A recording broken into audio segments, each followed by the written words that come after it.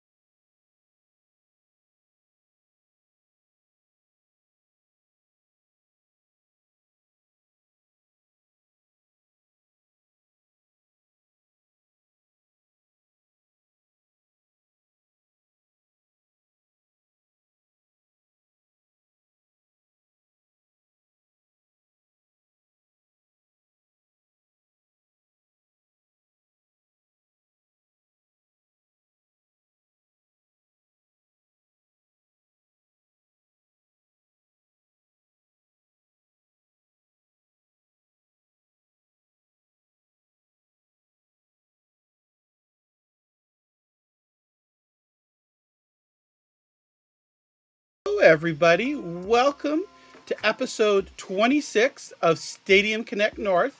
I'm John, aka the Stadia Cub, and today we've got a lot planned for you here today. We've got some special Stadia community people to talk to, but we also have my, let's see, over this way here, my co-host with the most, the one, the only, NinjaGuy X. How are you?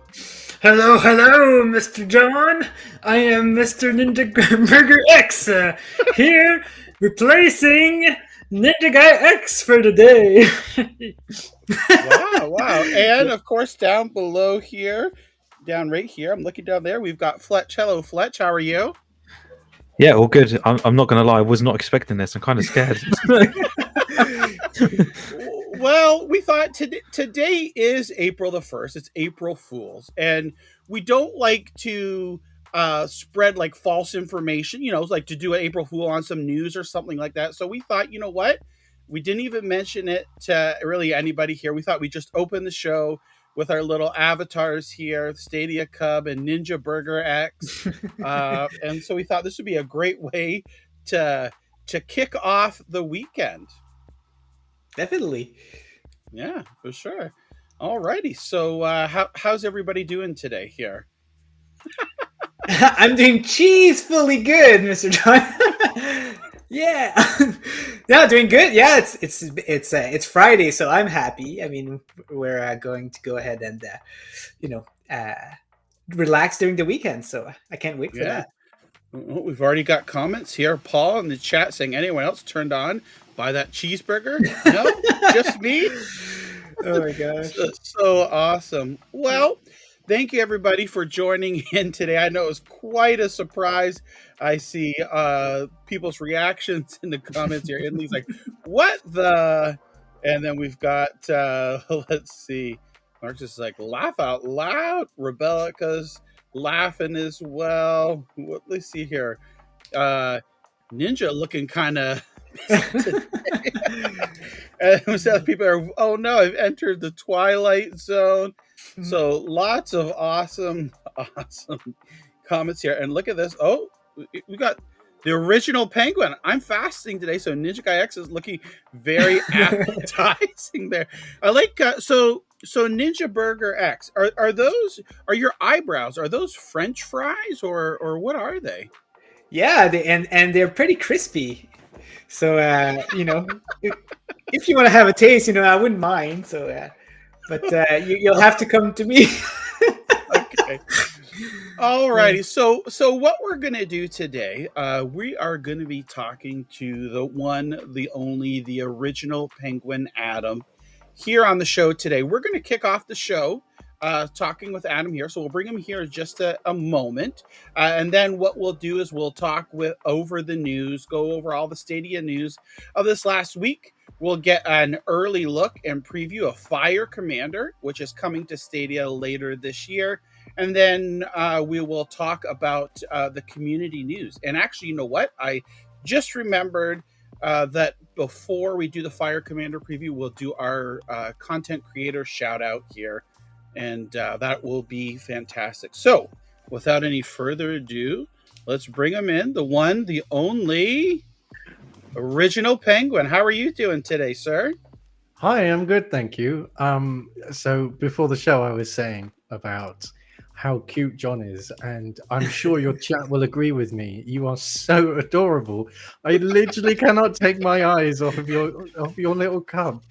Oh, well, thank you. We can even wink. We can put our tongue out there. And I'm winking, but I'm very twitchy. Oh, okay. Yeah, we thought this would be fun to do. People wouldn't expect it, and just have a load of laughs. So, all right. So let's start off here. So, the Original Penguin, Adam. So you are well known in the Stadia community for many, many things, but Some of them are good as well. Yeah, some of them are good. Yeah, in fact. But for those that don't know you at all, this is kind of a segment here where we'll get to know who Adam is, and just talk a bit about yourself, your likes, some of your hobbies, your favorite Stadia games, and all that good stuff. So I guess maybe we'll kick it off, Adam, here with just maybe tell us a little bit about yourself. How about we start with that? Okay, yeah. So my name's Adam. I am from England, obviously.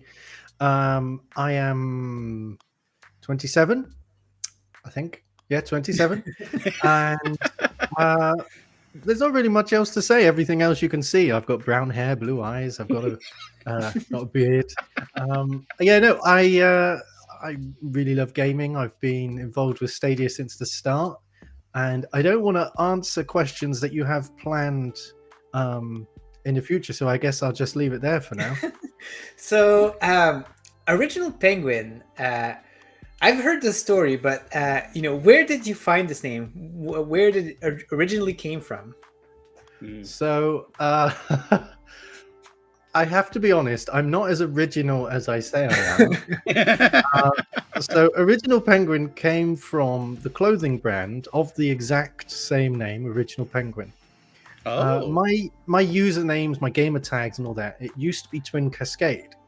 I wanted to change it up a little bit. People were always confused by Twin Cascade. They're like, what does that mean? And it's just two things that cascade, two things that fall. Anyway, so I thought I'll go for something new. And I remember being in TK Maxx. I think in America and maybe Canada, it's called TJ Maxx. I don't know why there's there's a T. Yeah. Yep. So whilst I was in there, I was getting some clothes, and I really like Original Penguin fashion. I really enjoy their designs.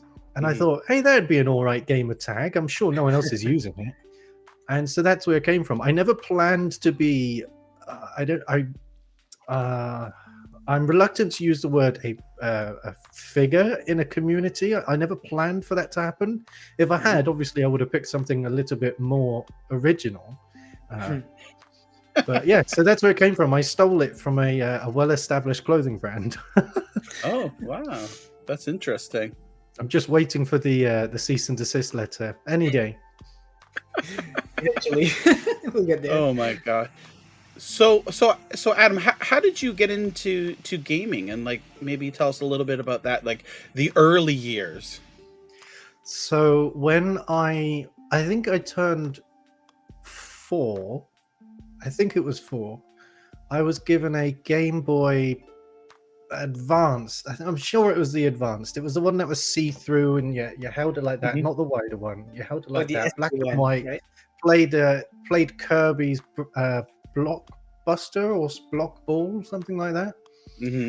That's how I got into gaming. It was Kirby, and Tetris, and Metroid, the very first Metroid game.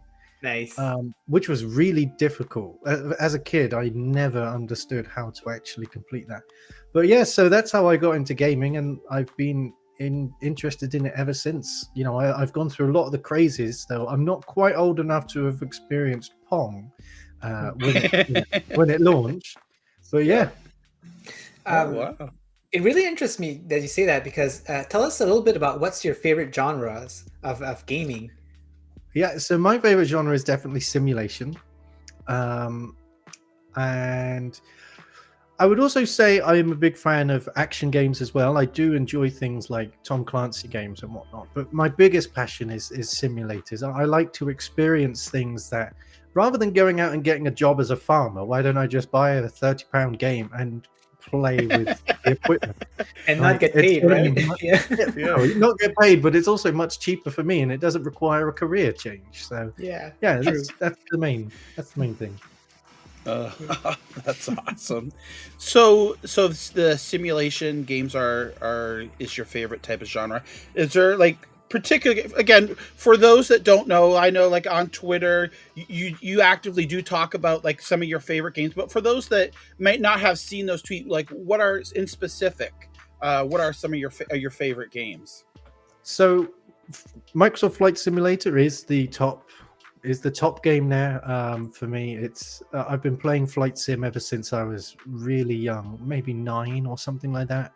Wow. So, and I've always wanted to be a pilot. When I was a kid, I used to be in the air cadet, so I have actually flown a plane before. Oh wow, nice. So all of that experience, I don't earn enough money to be able to afford my own plane, so this is my way of experiencing that cheaply. I say cheaply, it's not really cheap when you buy all the gear and you're constantly, I should get another one, I should get another panel, I should get another stick, all this stuff. But yeah, so Flight Sim's the top one, and I'd say Farming Sim comes in a close second, which is kind of funny actually, because I first played Farming Sim 13 and I didn't enjoy it. I thought it was boring. And because of Stadia, because Farming Simulator 19 was, I think it was the first pro game, quite possibly. Yeah, I think it was. Yeah. Because of that, I was like, well, let's give it a go. You know, I didn't enjoy the previous ones, but maybe I'll enjoy this. And I absolutely fell in love with it. I think it's my most played game. I think I've got over 400 hours on it on Stadia. Oh wow! Wow. So yeah, there we go.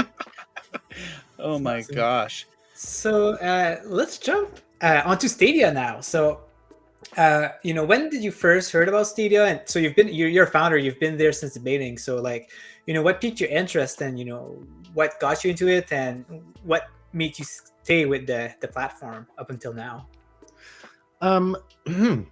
Excuse me, that's a very good question. So I hadn't heard about Stadia before. I hadn't heard about it back when it was Projekt Stream. I wasn't active on Twitter really. And I don't really follow gaming events. I just get the games I want and then I play them. I don't really watch any of the events, and I still don't. It makes me want to spend more money than I want to, so it's easier if I just don't watch them. True. I think I heard about Stadia in June 2019. Was that when the pre-orders opened? Yep. Beginning of June. I think it was June the 6th or the 9th or something like that. Yeah. Well, my birthday's in June, and it's at the end of June, and I was looking to replace my computer because my computer was dying. It was very old and it needed completely rebuilding. So I happened to come across Stadia I think it was on Twitter. And I was like, oh my God, this looks really cool. And it's so much cheaper than me buying a new computer. So I said to my mum, look, would you be interested in getting this for my birthday?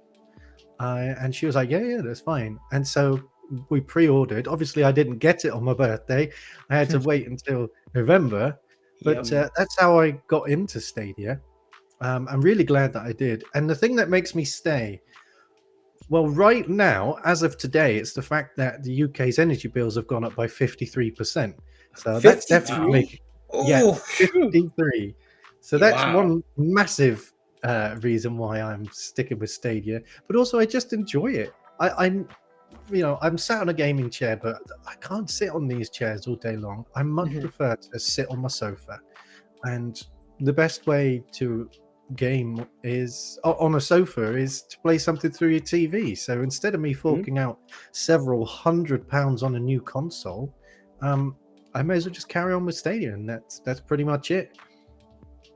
That's why I'm still here. It has everything I need. If there are things that I really want that I can't get on Stadia, like Flight Sim, I get them on my laptop, and so my laptop is supplementary to Stadia. Stadia is definitely my main platform. Nice. That's awesome. So let's see here. So for our next question here is, tell us something that the Stadia community doesn't necessarily know about you.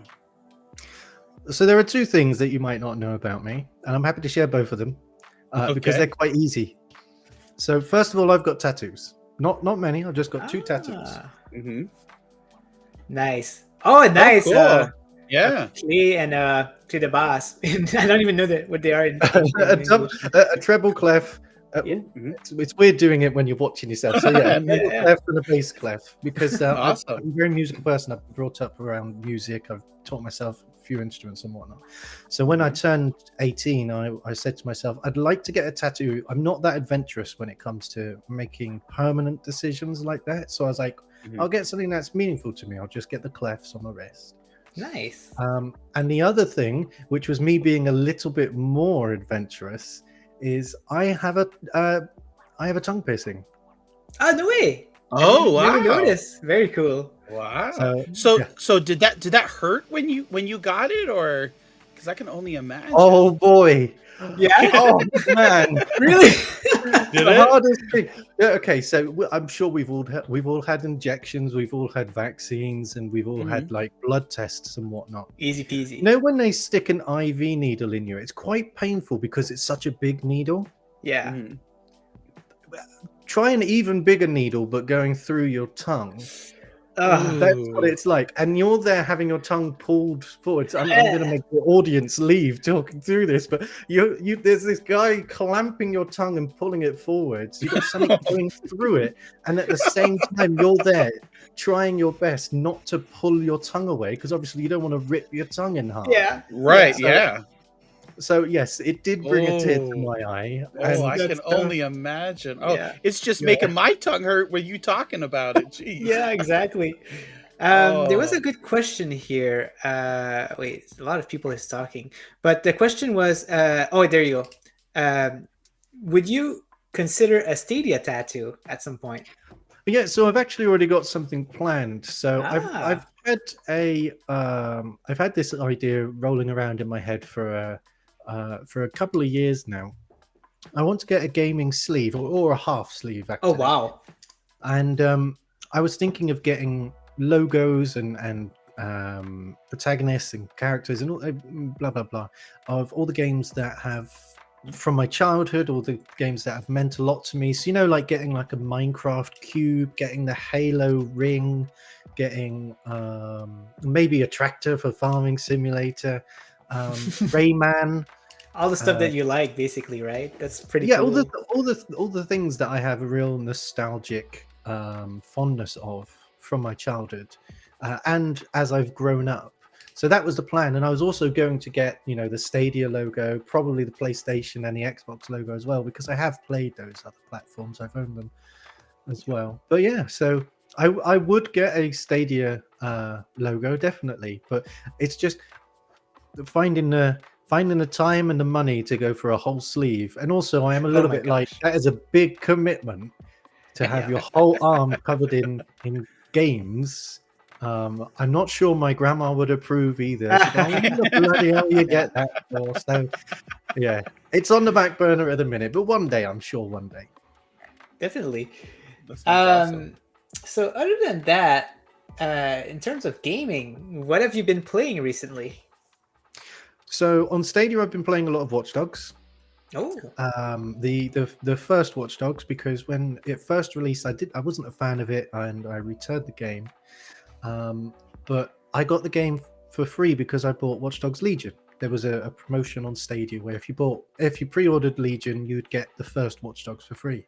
So it's just been sat in my library not doing anything, and I'd recently completed Extraction, Rainbow Six Extraction. So I thought, why don't I give Watch Dogs a go and see how it see what I think of it. So that's what I've been playing on Stadia.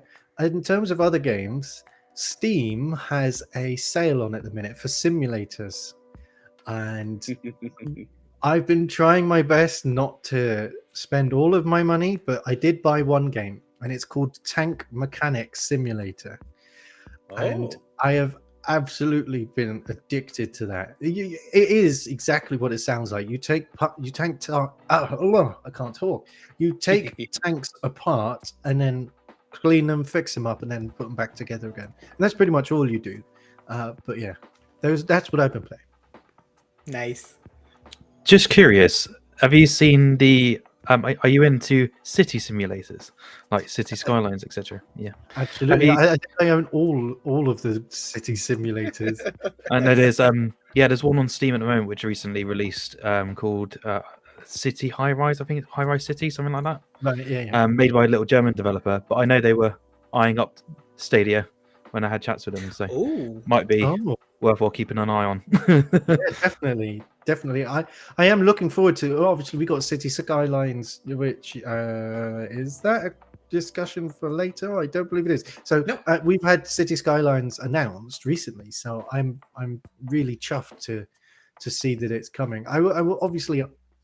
I've played it on PC. I'm going to miss the mods, but that's not going to stop me from playing on Stadia. Yeah. It just means I'm going to have more traffic congestion because I can't delete the cars. Yeah. It's sacrificing,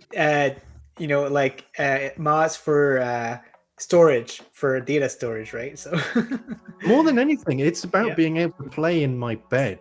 Yes. People will say they play on their TV. I guarantee you, if you asked most of the Stadians, they would say I play on my TV. Whereas I actually mostly play on my tablet in my bed. Nice. Because That's you're awesome. just relaxed. I can have an audiobook on. I'm laying next to my partner who's also playing a game on Stadia as well. And we don't have to worry too much about heating because we got the cover on, so we can save a little bit of money there.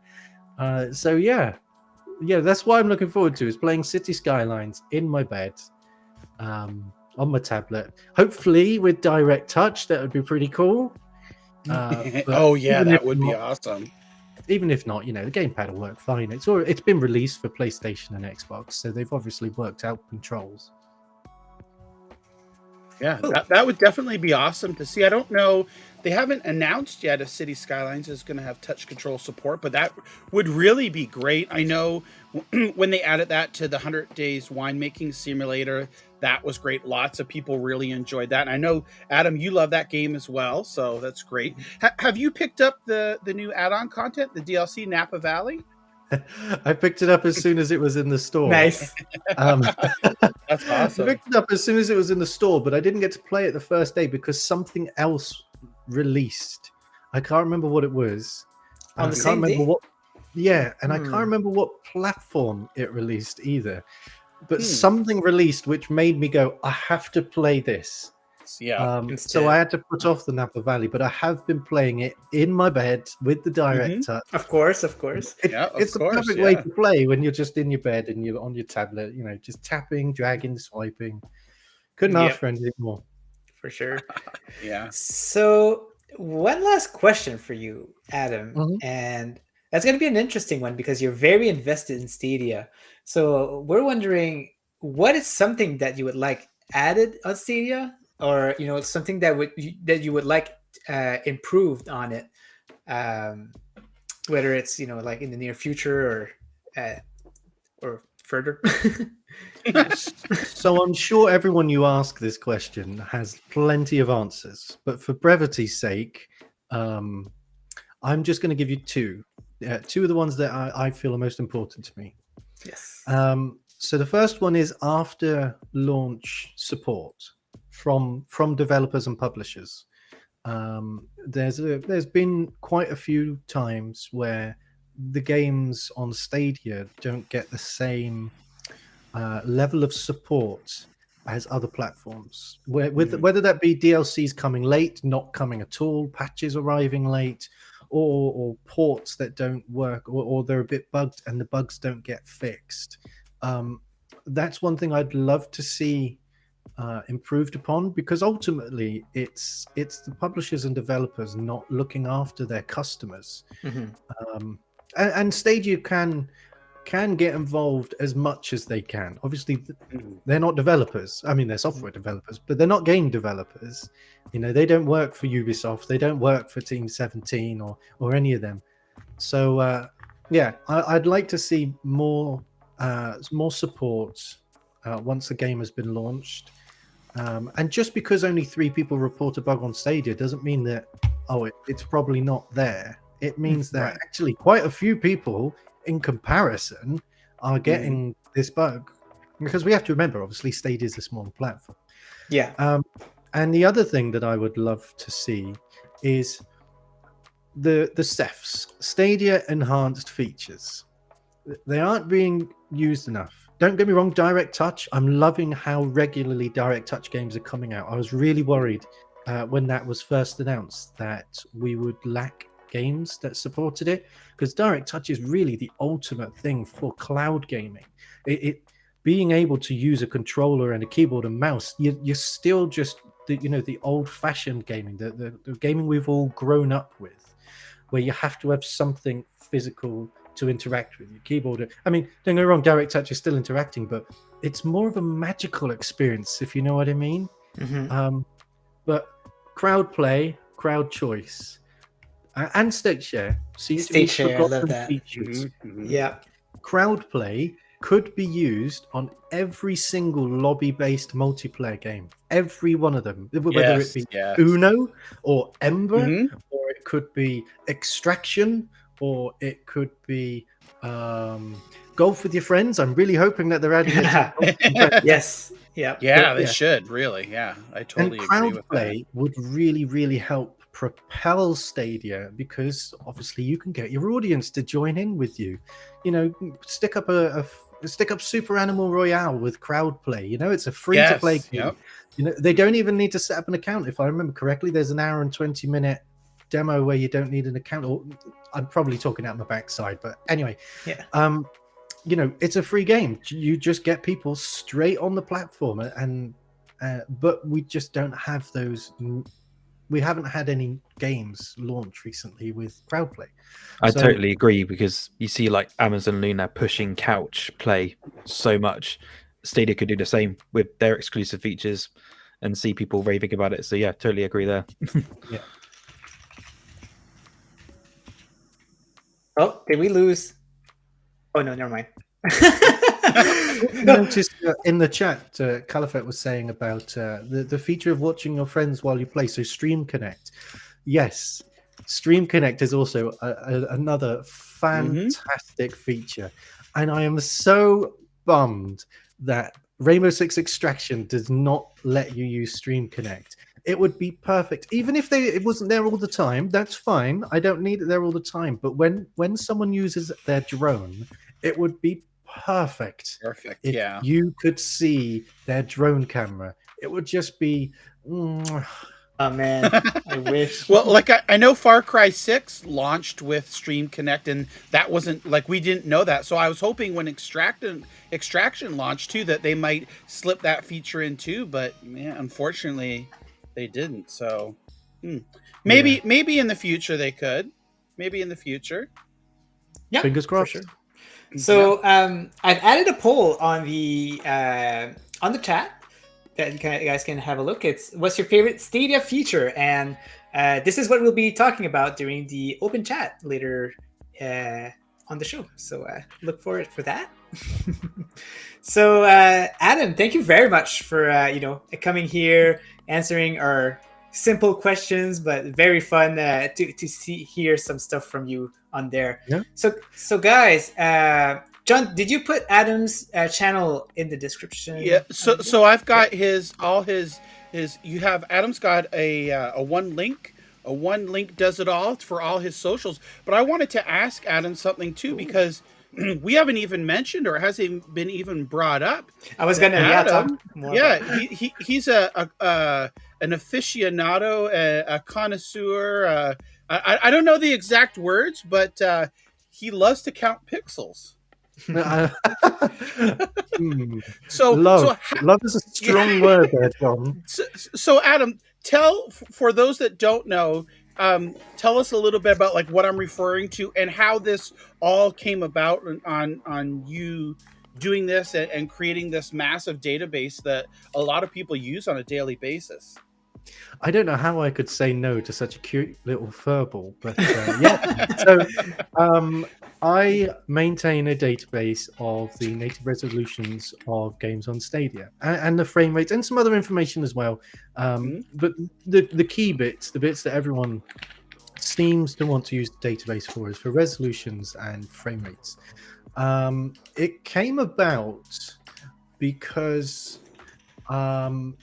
on Reddit, I noticed a lot of people. This before I was a mod, and back near the beginning of Stadia, back near the launch, I noticed a lot of people were saying this game is this resolution, but you'd have multiple opinions on that. Some people would say it's 1080p, some people would say it's 4K, and so what I'd set out to do was to find out what the resolution was. And at first, what I did was I was just messaging publishers, looking at news websites, not questioning the results either, which was a really big downfall for a lot of my database.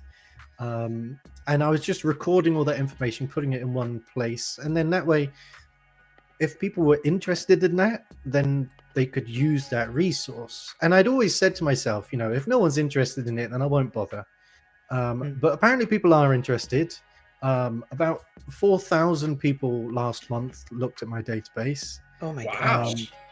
And I'm guessing a lot more use Stadia Enhanced to see the data in the store. But yeah, so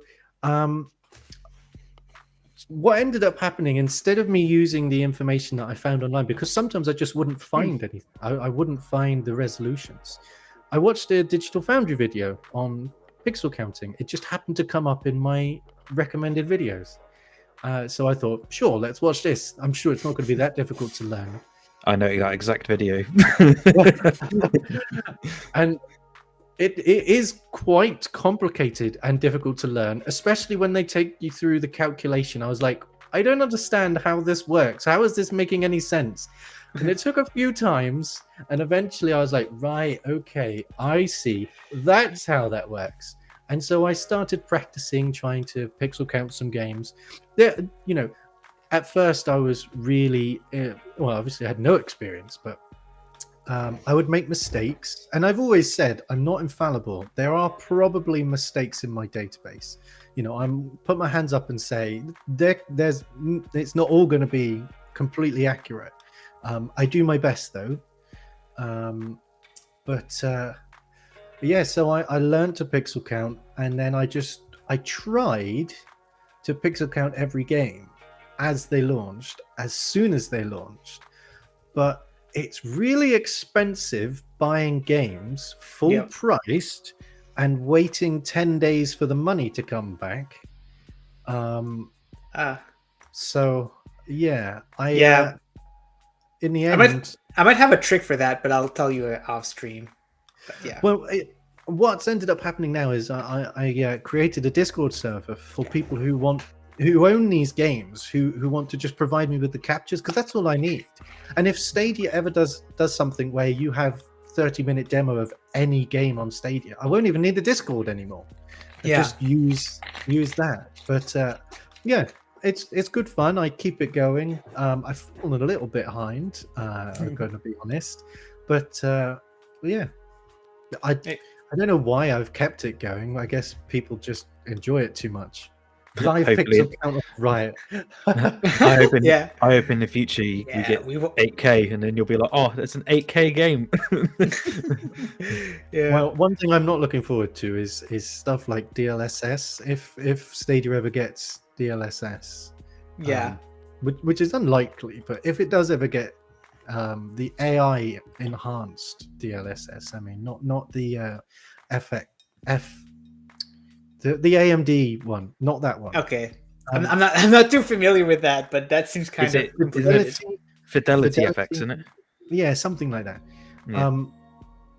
So if Stadia ever gets DLSS, I'll be screwed because different parts of the frame will be in different resolutions, and I'm going to end up coming up with so many inconsistent results. It'd be a real pain. But hey, at least it would mean all the games were 60 FPS because that's the only reason you have DLSS, isn't it? It's not to run them at 30. Yep. We'll see how this goes. Hopefully, that doesn't come to it, but I'm sure you'll figure it out. Oh, hi, NinjaGuy X. My doppelganger. How are you doing? Maybe he's on mute. Maybe he's getting things. What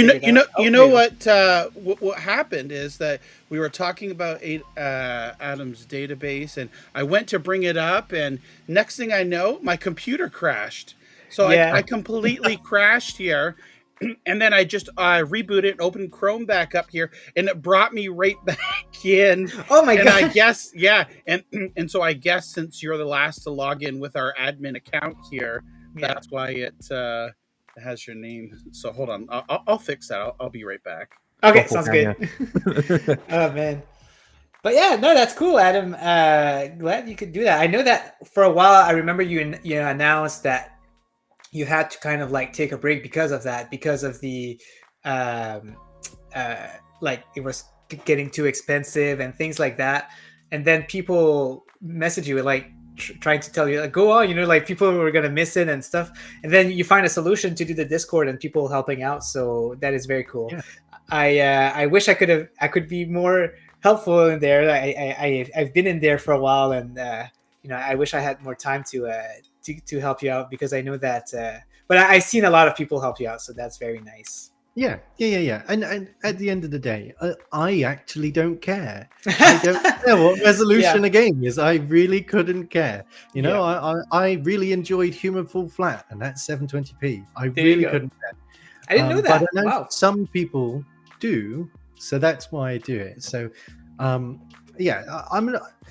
any help is great, even if it's just saying, oh yeah, this supports HDR. That that really helps me, because otherwise I have to buy the game and run it through my TV.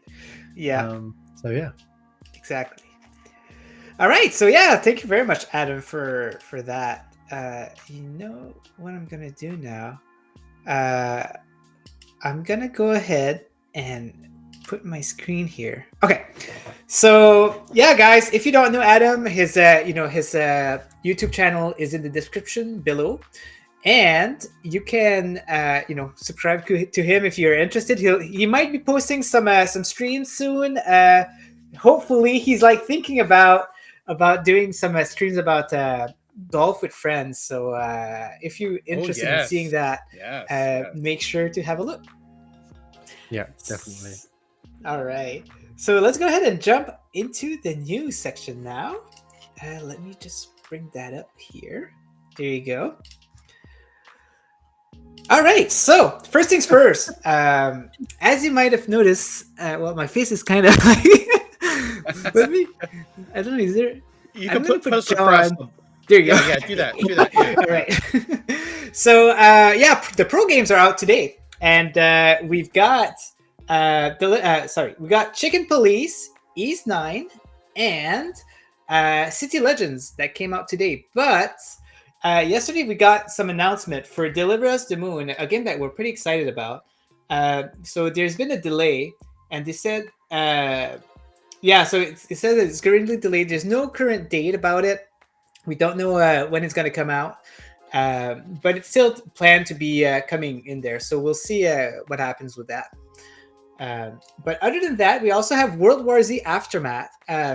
Some people were surprised that we didn't get it today, but during the blog, it mentioned that we're gonna get it on the first week of April. So that means that we're probably gonna get it sometime next week. So you don't need to worry about that. We'll be getting the game as expected. It's just that it was not expected to be on the first. So guys, I'm just gonna ask you guys. Are you excited for the 3 games that came out today? What about you, Flesh? We got City Legends, Chicken Police, and East 9. I'm not gonna lie to you. The 2 games that I wanted are not here. The most anticipated one, right? Yeah. So yeah, I saw my most anticipated is World War Z, Ah. and then Deliver Us the Moon. So I was a bit gutted. Obviously, I understood World War Z was next week, so I reckon that'll probably be in Tuesday's blog post. Yeah. But Yeah. I'll probably dive into East 9. I haven't actually jumped into the series yet, and I know people highly rate it, and I do like a good JRPG, so I'll give it a good go. Very nice. What about you, Adam? So I've actually been eyeing up Chicken Police since it launched. It was one of those games that I'd put on the back burner, and I'd always said to myself, if I've got a bit of spare money and I fancy buying a game, I'll get that one. Yeah. But it got announced as Pro, so instead I bought some airplanes on Flight Sim. So I'm pretty pleased. I haven't had the opportunity to try it yet, but I will be. As probably after this stream, I'll be in bed on the tablet. Yes. Using the Direct Touch, which is another thing. We got 2 games with Direct Touch in the Pro as Pro games this month, which is really, really cool. Oh yeah, Chicken Police is Direct Touch. If I remember correctly, it's Direct Touch. That's cool. No, I didn't personally know, but if it's the case, that's awesome. And if it isn't the case, April Fools. Yeah, there you go. But yeah, I'm also disappointed that we haven't got World War Z yet. I'm not disappointed because it didn't launch today. I'm just disappointed I have to wait a bit longer because I've played World War Z before and it's such a fun game. East isn't my cup of tea. I'm not a big fan of JRPGs. I don't think it's a problem with them. I think I just don't get them. Okay. A lot of the gameplay styles that carries between JRPGs. I don't think it resonates with me. But my partner, however, he was sat down there playing for about 6 hours today. He said, I probably won't complete this. It doesn't seem like a game I'll finish. And I'm there like, are you sure? You might finish it today. I don't like this game after 6 hours of gameplay, right? Like, I think you can make a decision before that. Yeah, I decided that I didn't like it. Nah, not for me. Yeah. So that's me. Nice. John, you've played Chicken Police. Eli here is asking, is Chicken Police black and white? Yeah, Chicken Police is black and white. It takes place in it's either the 30s or the 40s. It's that film noir type atmosphere and game. It is super hilarious. I actually beat the game on New Year's Eve, so it was my last game of 2021. It's totally fun. I love it. Yep, just like Zoranis says there, it's hilarious. Lots of puns and innuendos there, and it's a super fun game. And I'm so glad to see Handy Games bringing that over to Stadia Pro, because a lot of people I know, when I was streaming it and playing it, and when it came out in December, they were like, "Oh yeah, this is cool, but I'm not 100% sure if I want to buy it. It should have launched into Pro." Well, sure enough, here we are a couple of months later, and it's a Stadia Pro game, and it's just going to be so many more people will be able to enjoy and laugh. And it's cool because what I like about it too, aside from all the funny dialogue and things like that, is it's a game you can play at your own pace, right? Like you can play it for 20, 30 minutes and come back to it, a couple hours later, a few days later, or whatever, and you're pretty set and can continue right where you go. So it's a fun little game, and I'm glad to see like a lot of people will be enjoying it. For me, Ease 9 I played back when it came out. I believe it was August or July. I can't remember. I had a blast with it. I played about between 30 and 40 hours, but I know you could spend at least double if you wanted to do everything in that game. Yeah. And what's good about it too is you might think, okay, oh, this is number 9. I've never played Ease, or 2, 3, 4, 5, 6, 7. 8 was on Pro, but it's now left Pro as of yesterday. But even if you haven't played the previous games, you can still play 9. They make some references to the earlier games, but it's not anything like that really matters that you would lose out. You know, they might say, oh yeah, well, remember when George and I were on the island and we were swimming? You know, like, okay, yeah, it does, but it doesn't really affect how your understanding of the game. So it's good. It's good to easy, like, to pick up it, and even if you've never played on the series there. But for me, my top 2 games were Deliver Us the Moon and World War Z Aftermath. Okay. Like Adam said, we knew that Aftermath wasn't coming today. This is the first week. I was a little bummed yesterday when I heard Deliver Us the Moon was delayed at first, because I know we're all in Discord. Fletch posted it in there. We're like, Yeah. is this an early April Fool's? Are they joking around with us? And because remember when we interviewed with Cohen there, when we were talking, you know, we originally heard on the Wired podcast that it was coming out, I believe, April 21st or the 22nd. And we mentioned that on our interview with him. And he's like, oh, is that what they told you? And then, like, the next day they announced April 1st and whatnot. So, I mean, not that we'll ever find out, and not that it really matters. It would just be interesting to know why it was delayed, because, you know, this is something like the games are on the servers, one would naturally assume days before.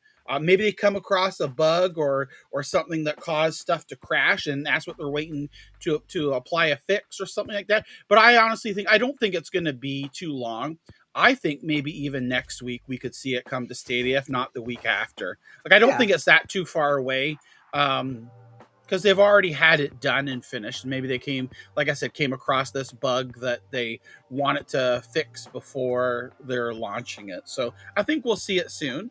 But other than that, City Legends, I know you streamed and played it this morning. Yeah. I think that's the game I'm gonna play a little bit over the weekend. So what did you think about when you streamed it this morning and played? Oh, I really enjoyed it. It has like the perfect formula of hidden object games, such as like games that are released by Big Fish or Artifex Mundi. And you know, this is what I expected. So I'm really happy, and you know, like, this is exactly what I wanted to play, and yeah, really love it. That's awesome. Yeah. So yeah, you know, don't look at my game, because, you know, if you plan on playing, because this game is very spoiler intensive, because, you know, if you don't want to know what to do, you know, like, you have to make sure to not watch those videos. Yeah, like, I know on Adam Wolf there was the option to be able to give you hints and things like that. Does City Legends have that as well? You actually have difficulties. You can do it like on easy, medium, hardcore, and I guess it's like Adam Wolf. Yeah, so you can put a difficulty and then you have the hints, and they also have like a question mark that you can use, and they'll give you like the strategies of, you know, how to solve these puzzles, like maybe like little hints and stuff. So yeah, if you get stuck, there's definitely some ways to unstuck yourself. Oh, yeah. So yeah, City Legend for me is cool. So for John, I guess it's the only game you got out of the Pro for now, right? But yeah, the other ones I've played and completed, but still looking forward to it. I mean, that's good. There's still, like I said, the other games there are still great for other people to enjoy and claim and have it's just fun a small delay. Yeah, we'll get Yeah, those other games a little bit later, but in the meanwhile, we have 3 other games that we can play while waiting for these, so it's not too bad. Yep. Yeah. So next up, so Stadia has released just a tweet with a recap of oh man, that music is loud in my ears. So yeah, it's just a small recap of what we got in the month of March. So we got new games such as Mad Streets, we got Trivial Pursuit and Adventure Time. We got new pro games such as Darkwood, Dawn of the Monsters. Okay. Some good games, Dawn of the Monsters. So we got Trials that are back, because we did have some Trials before, but it was just like a test, but now they're back. And then we've got a new community manager, which is Dan. all stuff that we talked about before, but it's nice to have just a small video to get like the best highlights of what happened in March. March was a good month, so looking forward to see what they'll offer in April. I really like this video because even though that they do those what is it, the save states at the end of the month, the blog posts, not everybody like knows about it or goes to read blogs. Like, this was released on YouTube, and there's plenty of people that will be able to discover this on YouTube and learn about this. I hope this is something that they continue to do each month. They could, maybe get a feedback from it to see how they can fine tune it or add to it. And you know what, that even, as I'm saying that is maybe they're doing this because as part of the feedback we got from the survey earlier this year, that they had the Stadia blog had put out a survey for people, and this is just great. Just another avenue for people to be able to discover Stadia and say, oh yeah, look, this is what happened this past month. There's a lot of good things, because sometimes people say, oh, well, there's no games, there's nothing happened this month. And well, here you go. Here's is it a 30 or 45-second clip? To give you some highlights from the month. So I really like this, and I hope they continue to do this. Honestly, I like this better than reading this whole blog about what happened last month, because it's really long, and it's always just stuff that we like, that we all know about already, right? Like I tend to skip it. But this video is just really nice. It's just well done, some nice graphics on it, and I enjoyed it, even if it was just 40 seconds of my time that I had to spend watching it, even if it was stuff that I knew about, it was very pleasant. I believe I know why they're doing it. Okay. So because of market research that's been going on, people in industry experts believe that short form video is going to overtake long form content. So this is a live stream, but the VODs, when you do like a how-to video or something like that, that's long form content. The short form content is stuff like TikTok and YouTube Shorts. That's why they released YouTube Shorts, because they wanted to get on board with short form content. And short form content has better engagement than any other content. That's how TikTok has managed to grow exponentially. So what they've done is they've made short form content over there. It's ended up in my Google feed, and presumably hundreds of thousands, maybe millions of others. And you see it's a 40-second video, and you go, oh, I wonder what's going on there. And then there you go. You've got more engagement that way than doing a blog post, for example, because you're not going to get as much engagement when people have to read. If it's just a video with a few title texts, then that's going to really help with engagement. That's awesome, Adam, because that's so true. Like, now that I think about it, as you're saying it, I'm shaking my head, and I'm like, this completely makes sense. Someone can invest 40 seconds into watching and listen. Don't even have to listen to it. They can just watch this video for 40 seconds rather than taking maybe the 3 to 5 minutes that goes over to a blog post and have to read. And people look for the easiest path to things. And here you go, 40 seconds. Here are the games. It's a visual representation. And like you said, the short form, it's bam, bam, bam, done. And that's stuff like you said, TikTok and what it was Vine before, and the YouTube Shorts and stuff like that. The younger generation loves that type of thing. And it's just that quick in your face content, and bam, you're on to the next thing. That's awesome. Yeah, I like that. And honestly, if it would have been like a 3 to 4 minute video, maybe I would have skipped it, because I saw, 40 seconds, I'll take the time, to watch it. It was pretty fun. So it's a good video, and hopefully they'll do that every month. It was a really good one. So next up is Super Animal Royale. So this is a 1 hour and 14 minute stream, but and we're gonna watch every second of it here, right? Exactly. Because like Adam and Flesh don't need any sleep. We can keep them going on for a long time, right? All the way from UK. But yeah, no, a new version 1.4 is coming to Stadia and other platforms, of course, for Super Animal Royale, and there's some pretty exciting stuff. You know what? Let me go through what we're gonna get here. So here it says SAW versus Rebellion, and it's a new game mode that we're getting, and it first introduced publicly in the public test realm on version 1.4.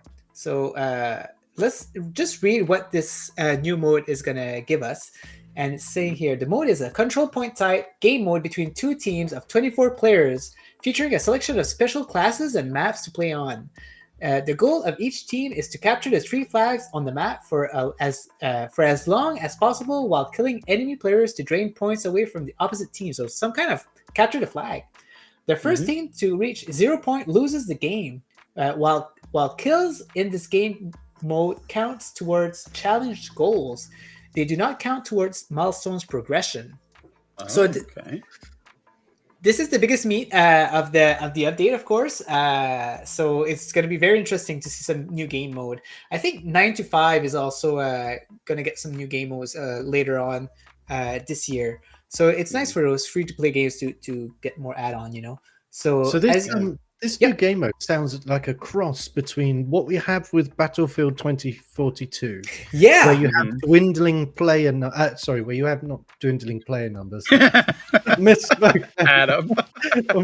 Where you have a dwindling number of revives. I think it is. You know, the more enemy you kill, the less teams they can respawn. You start with a score, right? Like 100, let's say, and like it depletes every time either you capture the point or you get killed, right? So now that you say that, it's not like capture the flag, it's more like the type of battlefield mode. That makes a lot more sense. It's more like Conquest. But I also am getting slight vibes of Team Fortress 2. Big fan of Team Fortress 2 doing the control points. Because obviously a key point of Team Fortress 2 was when you're doing control point is to make sure that you keep those control points to yourselves, and the best way to do that is just to charge the enemies. Wow! So, I remember that. And whatnot. I haven't played that in so long. So yeah, that video was from the developer for Super Animal Royale. They streamed that. I believe was it 20 hours ago. So last night. This is coming part of season 3, I think, which is on Tuesday. And so they had the developer stream here showcasing it off, and I saw that. It looked rather fun. I mean, every time I've played Super Animal Royale, I've always had a blast with it. We had as part of the Stadia Discord on one of the monthly special events there. We all had fun playing that, and Vivi got access to a special mode here. He could act like basically like a god mode where he could just manipulate the environment and all the settings and things like that. But this is really fun, and the fact it's free to play is amazing. Yeah, definitely. And other things that you'll have here is different classes. So like Adam said, is very similar to Battlefield, where you'll get Scout, Medic, Assault, Sniper, and Heavy. There's currently 8 Team Fortress 2 likeness there with those names. I'm wondering where the Pyro and the Spy are. Yeah, who knows, right? That'd be cool if they made like some kind of cutscene, like the same style as Team Fortress, you know, like they did with the Spy and that. That was so fun. So there seems to be a few maps that you can choose for this, which is kind of cool because when you usually play Super Animal Royale, it's just this one map, right? So you have multiple locations for this. And then they talk about the flag and then their history of previous patches. Yeah. So I know that John will probably be streaming this when it comes out. Yeah. I know John. And if when this comes out on Tuesday, if we don't have World War Z or Deliver Us the Moon, I'll definitely stream this and have fun, play along with others. And it's good. It's great. I love Super Animal Royale. Yeah, definitely. John, so I've got a question for you. Okay. When we did the event, you managed to get a win. When we did the one in the Discord server, in the official Discord server, you managed to get a win. Have you managed to get a win outside of that yet? No, see him shaking his head. You're gonna make the Stadia panda cry, the cub. I was going to say, you're not really a panda, are you? No, yeah, no, I just got mixed up there. No, I haven't. That was just complete chaos too when we were playing that as part Yeah. of the Discord event. I had so much fun because it's just like even some new people that we met there too. So it was awesome. But no, I haven't. I have not got an official outside of being on a team or in the Discord a win yet, but hopefully we can resolve that in this coming week. We'll try to help out, but no, definitely I'll try to join that stream if you do. Like, it's so much fun playing Animal Royale, especially with a team that you can speak with, right? Yep. So he is gonna stay a furry throughout the show. At least the show. Other show as well. We'll talk about it. We'll talk. We'll see it. We'll see what's his deal. So something that Adam. So in relation to Super Animal Royale, something that Adam noticed in the Discord is that Super Animal Royale will finally be fully cross play, which means that you'll be able to team up with PC players, which is an issue right now. So what's happening is that you can join PC players randomly, but you can't like invite them into your team. It has to be like random. So I don't know if it was a bug or something, but they're planning on implementing that in the next patch. So on the April 5th, which is in Tuesday. 4 days. Tuesday. Yeah. Yep. Nice. So looking forward to that. So thank you, Adam, for noticing that. Twitter is my main platform, so it's nice when you guys post that. I haven't really got anywhere else to post it, so I guess there's Reddit, right? Yeah. All right. Next up is something exciting, and John actually streamed about it this week. And Bloodstained Ritual of the Night, which is kind of getting old now. It's a few years old. It got a new patch, and something even more surprising is that it's a cross between Bloodstained and Child of Light, which is a Ubisoft game that released. Oh my gosh! Like, it has to be like at least 8 years old, right? It's a pretty old game nowadays. Think so. Yeah. So it's very cool. You can actually play a campaign with Aurora. Is it Aurora? Oh yeah, Aurora is her name. And you travel with her little spirit. You have to collect shards. It's kind of a cool new feature. So John, tell us a little bit about this new update. So I played it the other day when it came out. Was it yesterday maybe? I don't know. Yesterday or the day before. And you can see, as she in the video here, Aurora is there. You're playing it in the same world, but it's a different story. And the way that you go about things are different. Aurora is definitely beefed up in this, because I know we had Stadia Adventure was in a stream there. And he's like, oh, do you have to fight the first boss? And I said, yeah. And Stadia Adventure was like, well, on the original game, I gave up after 3 hours. And I said, well, no, like, watch this. Like, with Aurora, her sword and everything is definitely beefed up. The level of difficulty has been brought down a bit, at least in the first couple of hours or so that I've played. It's a lot more easy to get into. And as far as like dying, I really didn't die as much. But it's great to see this crossover, and like you said, it's kind of strange because it is really didn't know anything about this at all until somebody in the community saw the Twitter account tweet about this new update coming. It's version 1.4 and that includes Aurora, and you can see there. Look, it doesn't even have the Stadia logo there on the trailer, as usual, of course, right? Yeah. So someone in the community says, "This is coming to Stadia as well," and they said, "Yep." So it actually it's on Stadia live now, and as before, I don't even think it's not out yet on Nintendo Switch. It comes out later, and it's a fun addition. I've got some views on it from my stream and people asking questions and are interested about it. So good to see, and it's a Stadia Pro game as well. So yeah, exactly. Completely free update. Yeah, in January, I think. Mm-hmm. So Fletch, so with this crossover, do you think it means anything? Do you think that we'll see a partnership between Ubisoft and this game again later on, or do you think it's a one-time deal? Do you think something in the future will come out of this? I think it may just be sort of a one-time thing. However, saying that, for them to update Bloodstained just randomly out the blue, maybe they're looking at a sequel. I don't really know. Yeah, it could be that they're trying to drum up some more interest in it prior to another game coming. Never know. It could be G1. Yeah, exactly. It's hard to tell, right? And what about you, Adam? Do you think there's anything that's going to come out of this? So I've got a couple of thoughts about this. The first one is I think it could be an experiment to see how these game crossovers affect game sales for older games or for indie games. Ah, that's true. I also am...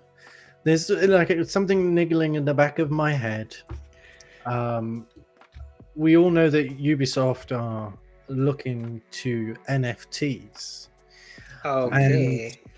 And I wonder whether I think 505 was the other publisher involved in Bloodstained, isn't it? 505 games. Yes, it is. It is 505 yes, games. Yes. Mm-hmm. And I wonder what their stance is on. I don't have the information off the top of my head, but I wonder what their stance is. This could be an avenue that leads down to NFTs and the way that they're supposed to be able to be used, where you have these crossover items between games that have no actual link between them. But also, we see this is a 505 game. We also have Stranger Things in a Ubisoft game in Far Cry 6. So it's not just other games they're crossing over with. It's also other popular culture.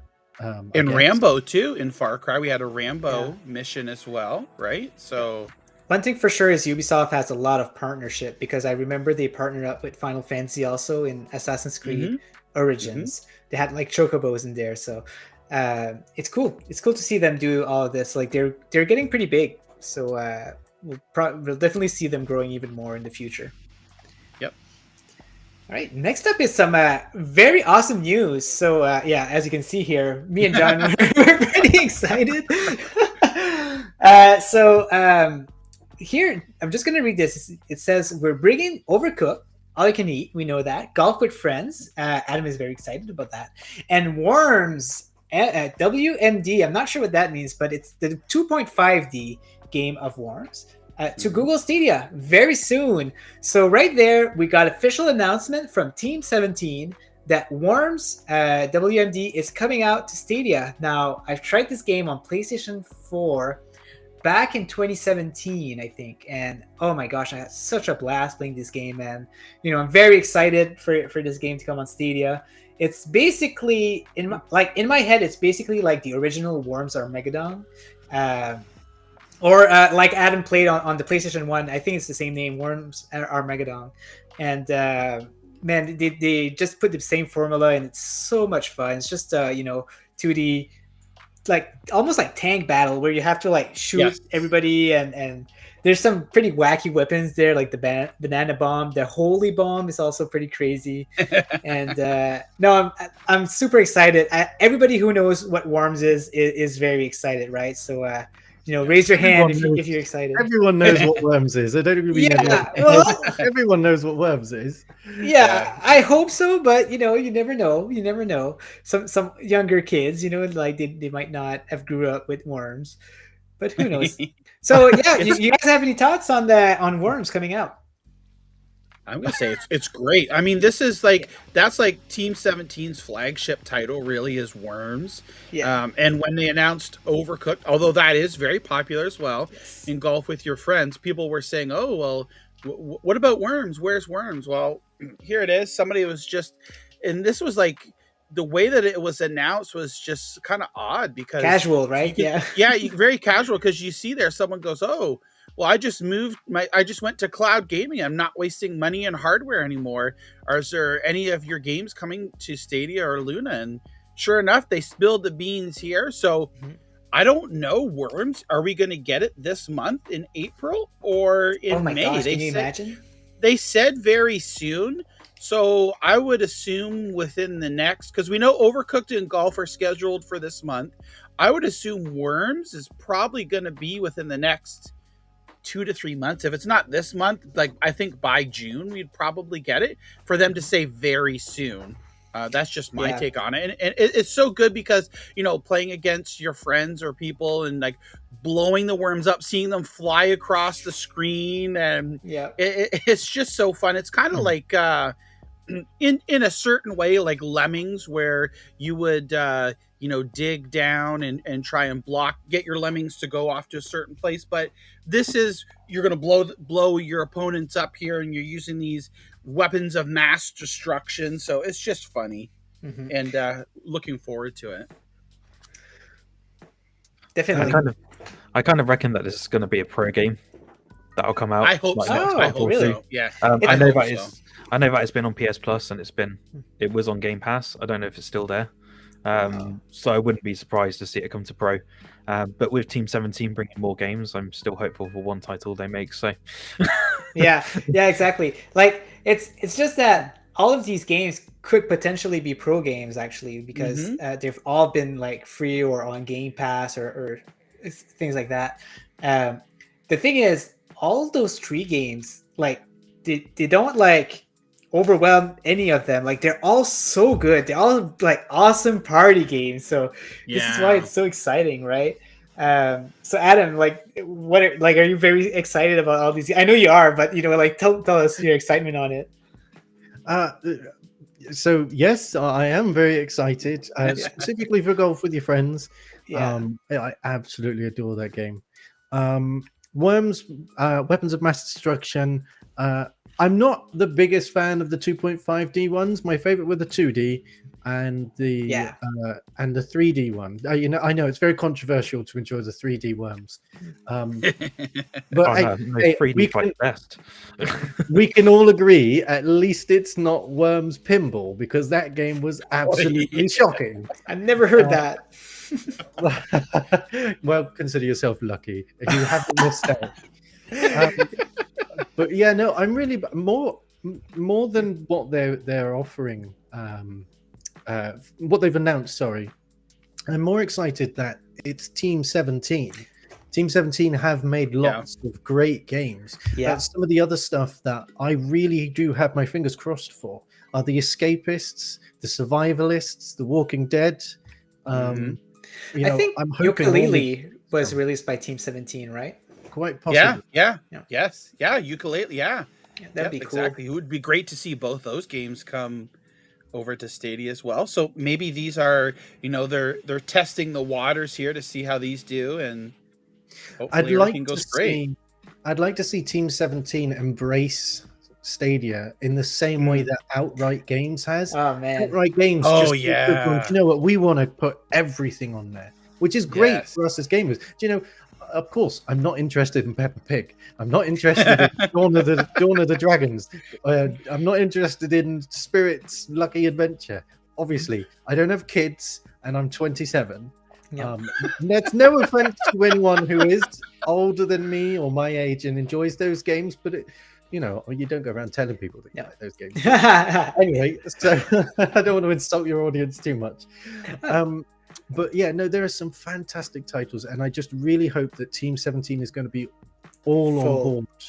With Stadia. I understand what you mean, because I understand what you mean, because like Outright Games, like Wired Production, they do mention like, we're bringing everything, you know, like that's our ultimate goal. We love Stadia. They do weekly posts about Stadia, you know, and these are the best kind of support that we can have on the platform right now. So hopefully we see that. I'm really hoping they bring Hell Let Loose, please. Oh my gosh, that would be crazy. Asking for it every time the game request goes up on Reddit, and I'm there like, Hell Let Loose, please. I would love to try that game for sure, like, because I know that you enjoyed it a lot on PlayStation, so I would definitely team up with you. Nice. Also, I do agree with Fletch. I think Worms, it's the only game of the 3 that we didn't get a release date for. Yes. So I think that the reason that they haven't announced, I mean, Google hasn't even announced Worms, have they? They haven't. No. Team 17 replying to a comment. It's not But even lately, Yeah. lately, Google has been a lot more like they've been letting publishers make announcements, right? Like a lot more lately. So who knows? Maybe they'll never talk about it. Maybe they'll just What- let the it's kind of a mix between the two, isn't it? Because they had slowed down making the Yes. announcements, and then all of a sudden, after they did the feedback form, and I'm assuming it's because of that, they seem to have ramped up when they post things. It's almost as if as soon as the community team know, they like, yeah, let's put it on there. true. I assume that's not how it works. There's probably lots of paperwork and whatnot to sort out, but Yeah. that's how it appears anyway. But just by the fact that those 3 games are coming very soon by Team 17's I don't know what the word is, admittance. By what they say, it's coming very soon, and very soon for those other 2 games has a date, Yeah. which is this month. Well, as Google hasn't announced those 2 games coming this month, it makes me think that it's coming on the 1st of next month. That could be That's what I think. that's a good assumption. I Yeah. think that would make sense. So let's hope that happens. I'd be very happy if it does. So Well, to corroborate with that with Adam there, remember when they announced Lumo is coming out later this month, but it was delayed for Stadia, coming a little bit later for Stadia.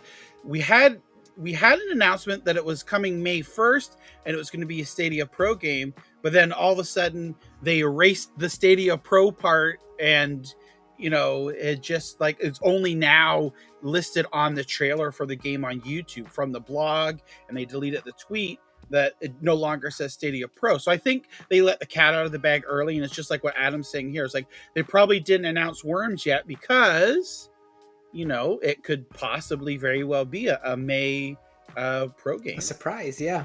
Who Yeah, knows? yeah. Yeah, let's cross our fingers. Let's pray. Let's pray in our bed, and We all heard it. We just didn't say anything, NinjaGuy. no, you didn't hear anything. All right, on to the next news. So, Instinction Game. So they gave us an announcement a few days ago, and it's pretty interesting. It's a very long post.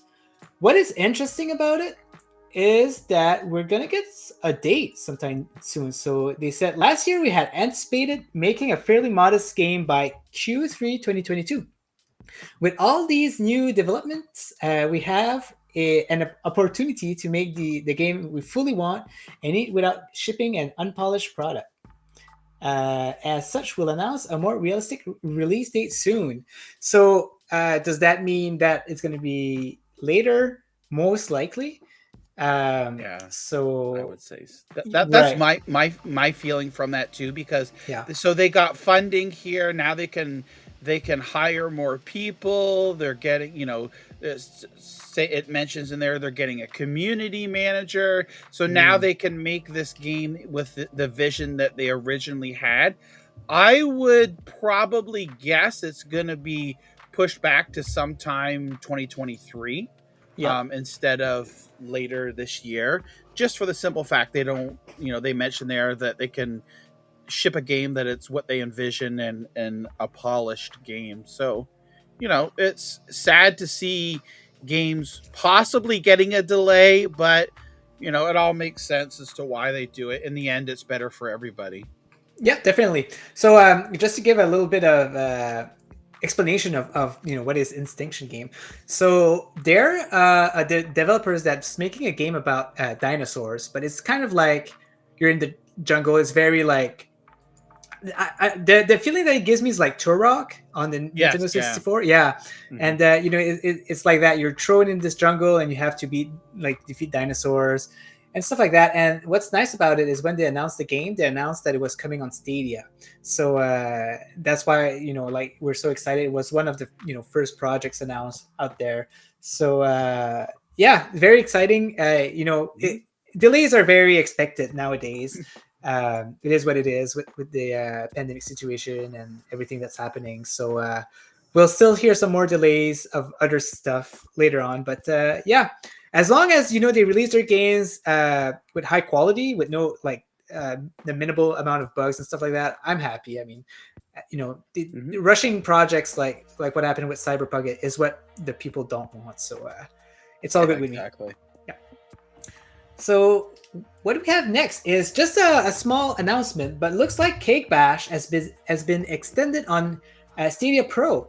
So I don't think we knew, but looks like maybe their contract has ended. But looks like they'll be in for another 6 months on Stadia Pro. So if we have any new people subscribing to Stadia Pro, they'll be able to go ahead and claim their Cake Bash. And Vivi will probably be very happy about that because he is the king. What it's called again? The Flame broiled.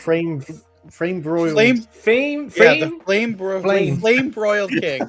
The flame broiled king. So if he wants to keep his title, he'll be happy to play with other people. So very exciting news. Hopefully we see more extensions like that for other games because you never know, right? We could get new people joining in, and we have a really good library of game at the moment. So before we continue, I'd just like to say thank you to Kinja who gave us $5. And I'm just making sure it's a super chat, so I'm going to read it. Yep. Don't get used to this. The joke's on me for posting this. Okay. It sounds good. But yeah, thank you so much for the support, Kenya. It's really appreciated. All right, so next up is one last news. So The Division 2 is actually getting a new season 9, for the year number 4. So that's very nice. Division 2 is a few years old now, and it's getting still a lot of support. And I'm not exactly sure what this update will have, but I've heard from the developers that they've put a lot of work onto making this more of a live service than actually, a lot of work into new content. So I think this is a good thing. I think it's good that they just make stuff that makes the game last a little bit longer. But yeah, that's all I got to say for that. So you can go ahead and read some more news about it on their Twitter or on their website. And guys, this is all we had for the news. Hopefully you enjoyed, and we're going to jump onto our next segment. Which is just a small segment. We just want to show some appreciation to one of the streamers, content creators from Stadia, who started not that long ago, maybe a month or two ago, I'd say. And his name is drumroll, Lo-Fi Monk. So guys, Lo-Fi Monk, oh my gosh, he already have a lot of subscribers there. Lo-Fi Monk has started a few days ago, and let me tell you, his feature, like his best thing out of him, is that he has a voice of a newsman, like not a newsman, but he has like the perfect voice for like a talk show, basically. And luckily, he does have a talk show. I'm sorry. I was gonna say a radio voice. Yeah, a radio voice. There you go. You got it. Yeah. And yeah, he has a show there. He's already like on his 12th episode. He's working on his 13th episode, which is going to be today, actually, at 9 p.m. my time, which is in about 2 hours. So if you don't, if you're not subscribed to him, if you're interested in seeing what he does, I really encourage you guys seeing him. He's really interesting to see. Like he has some good streams. Even like people watch his stream and they're like, wait, that's on Stadia? Like they don't even know he's streaming Stadia. So people are getting excited about maybe joining Stadia by watching his stuff. The reason why I wanted to give some highlight to him is because he was about to have 100 subscribers, and he was really like trying to push that to get 100 subscribers, but looks like he has it now. But if you're still interested, we got his channel in the description below, and feel free to subscribe to him. It'd be really appreciated. Have a quick look at one of his video, and if you see that he's entertaining, which I really find he's entertaining, you go ahead and watch him. Do you guys know Lo-Fi Monk? Do you guys know anything about what he does, or Oh yeah, Lo-Fi's on Discord. I know Yeah. he's been around for a couple of months, I think, as far as like just like in the community and stuff like that. That I've noticed a very nice individual. They come out to many streams. I saw him at various different content creators streams and is always willing to be helping and just a overall nice. And Yeah. you can see like Lo-Fi like his little avatar is like that smiley face. You can't help but be happy when you see Yes. it because he's got that awesome smiley face there, and it's just great. Yeah, definitely. Yeah. Okay. I just wanted to show a small segment here, but that's all about just for giving some highlight, guys. Like even you guys, anybody in the community, if you like us to talk about you, if you're too shy, to do an interview or anything, just let us know. We can totally advertise your channel. That's what we're here for. We are a community driven show. So if you want us to advertise your channel, just let us know, and we'll be glad to do that. Not that Lo-Fi, asked me to advertise it. This was my idea, but I'm just saying that if anyone wants to do that, they're very well open to do that. Yeah, it helps get the word out, and some that might not have heard of others. So yeah, definitely anybody there that is listening or watching, or if you know somebody that you'd like us to mention on the show, just give us a shout out, and we'll definitely do that. Exactly. So now on our next spot, so I'm gonna. I'm done talking. It's time for John to show something. To keep talking here. So what we're gonna do is show a preview of Fire Commander. So this game is coming on Stadia. I don't think it has a date yet, but John was lucky enough to be able to download it on Steam, which everybody can download. So I don't know why I said he's lucky enough to do that. But, we wanted to show you a preview of what it is. And John is going to give you some thoughts about it. Yeah. So what I'll do here is I'll bring it up and I'll turn the volume so it's not so loud on it. And we can kind of watch it here and just mention. Let's see here. So, can you hear any of the sound or no? Yes, let me remove the music here, Lo-Fi here. Okay. So we're going to go on here. We'll let the little intro play here. So, you want to be a fireman? Great! You need to realize that it's not a regular job, though. It's a service that demands dedication and persistence. And heading an entire unit means taking responsibility for your people. The brave men and women that put their trust in you and will literally follow you into the fire. So, before you take that responsibility, make sure it's the job for you. Today, you have 3 missions to complete. If you decide you can handle that job, we'll see you soon at your station, which you'll run single-handedly. All right, so there's the intro for Fire Commander here. Let me turn it down a bit here. It's a real-time strategy game, and it's coming out. Currently, it's scheduled for Q2 of this year. It was announced back in October, along with World War Z, that is coming soon to Stadia. So, there's a free 2-week trial that's on Steam now of the game that helps give you like a little glimpse of what to expect here. There's 3 missions, and it kind of just introduces you to the game here. That shows you the different classes of firefighters that you can play as, and the different assets and whatnot. We'll skip through the video here, and I'll show you a little bit. There's, like I said, there's a total of 3 missions. I played it for about an hour to complete the missions here.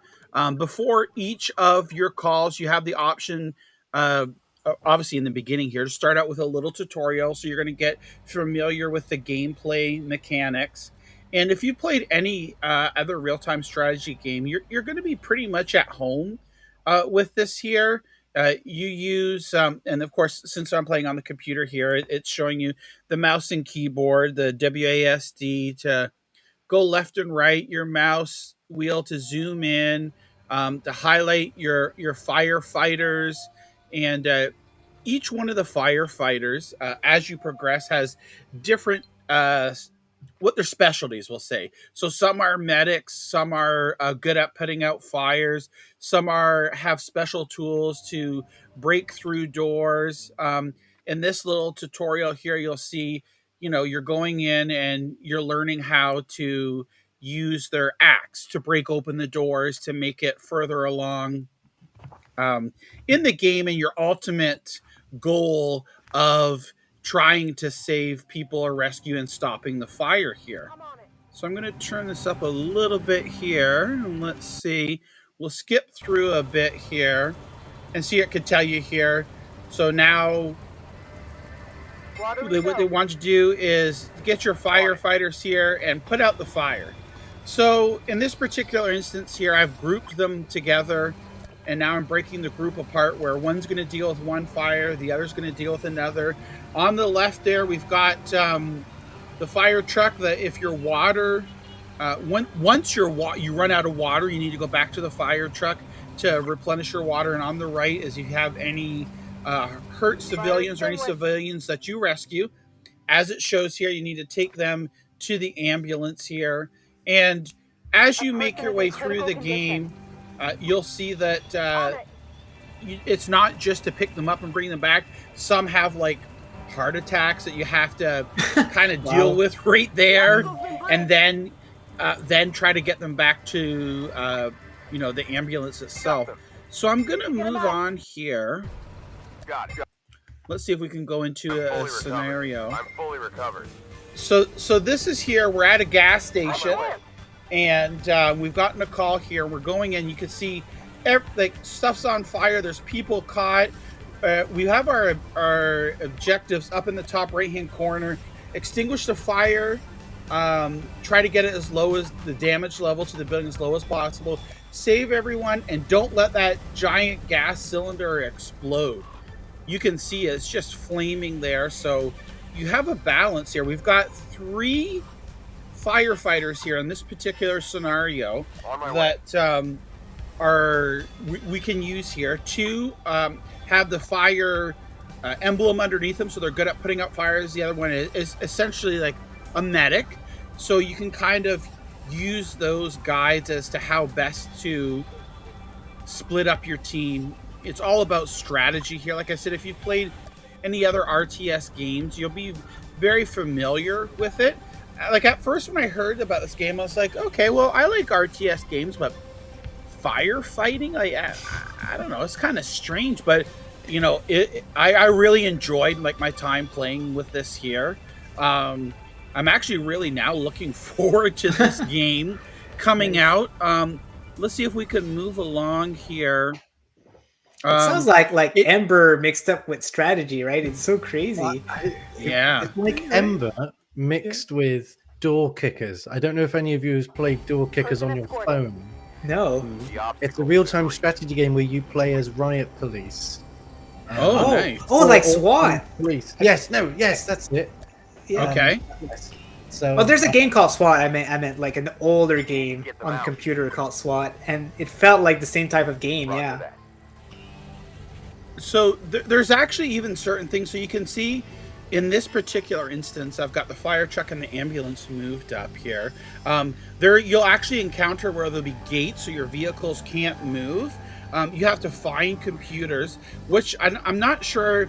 I didn't really notice it in this while I was playing, but if you look up in that top right hand corner, you're going to see a computer there, a little outline, and there's a door.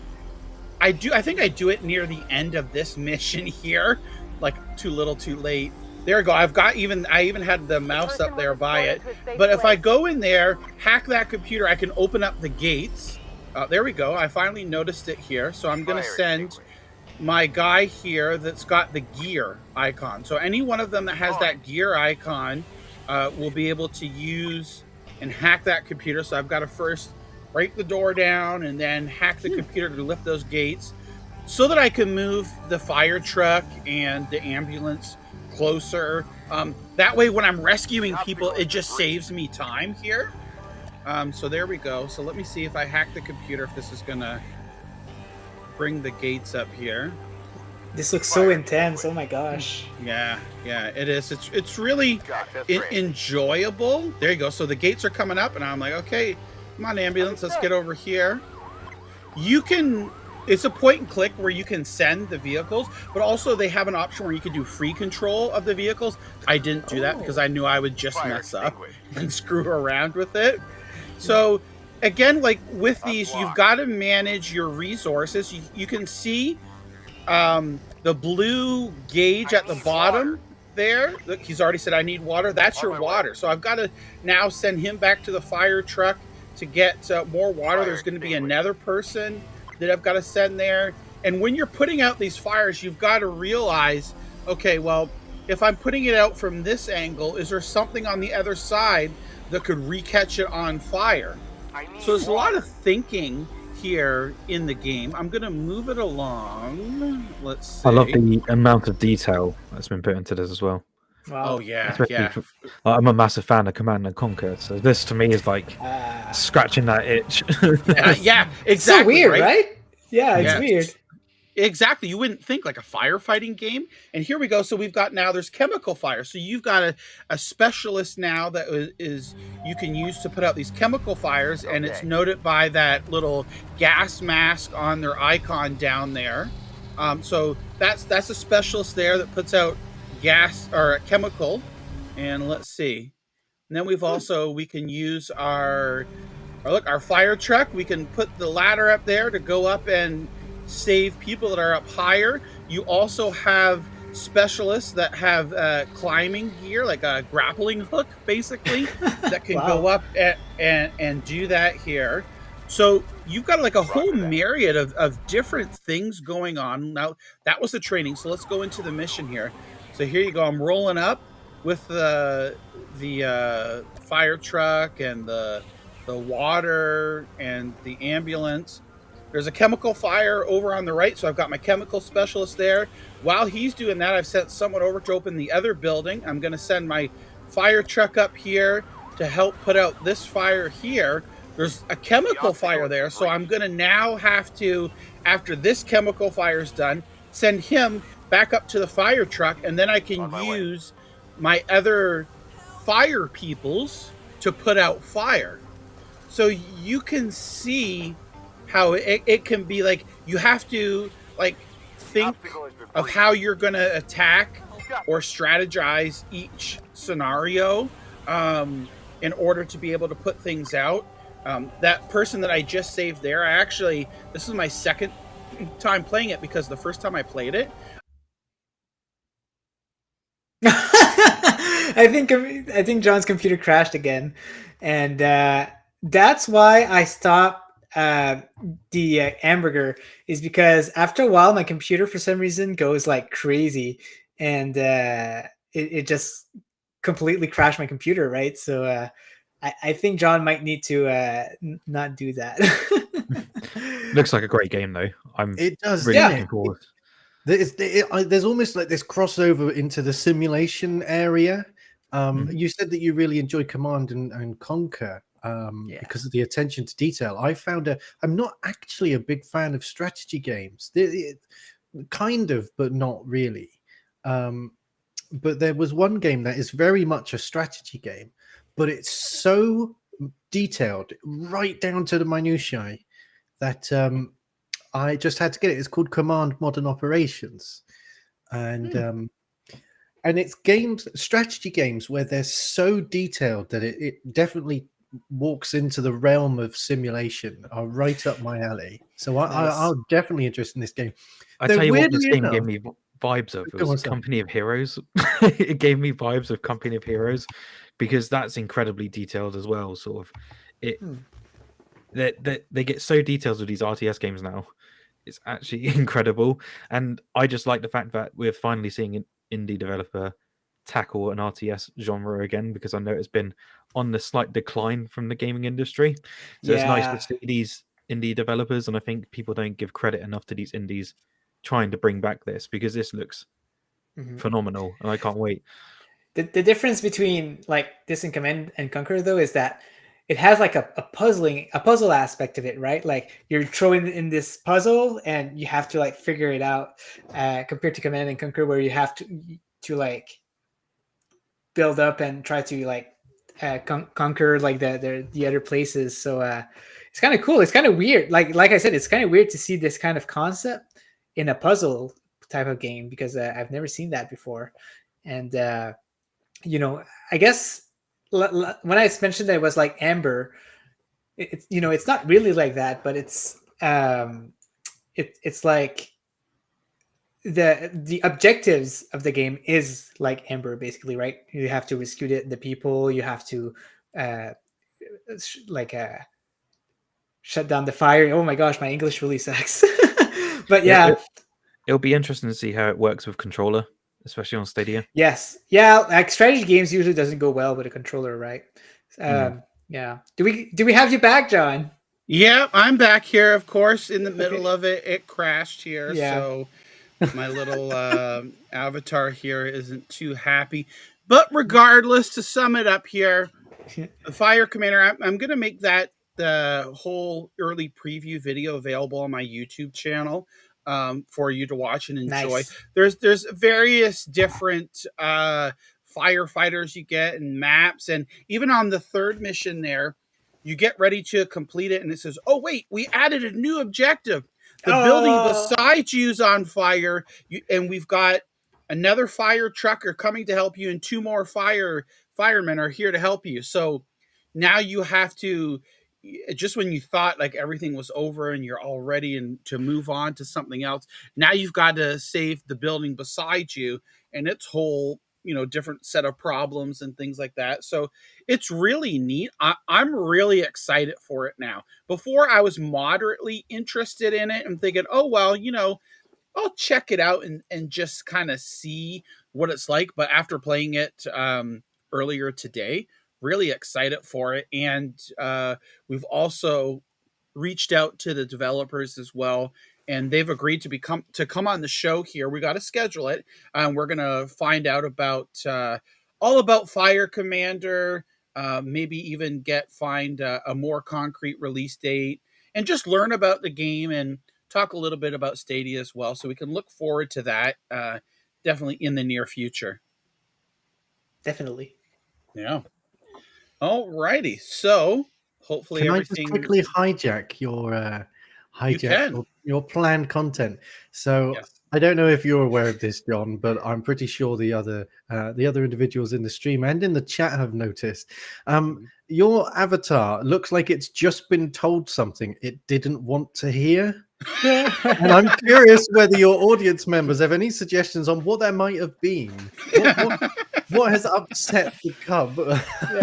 Yeah. I don't know. It crashed on me, so I think there's a bug with this. I know Ninja, it's crashed on you too, and you've used it as well for extended periods of time.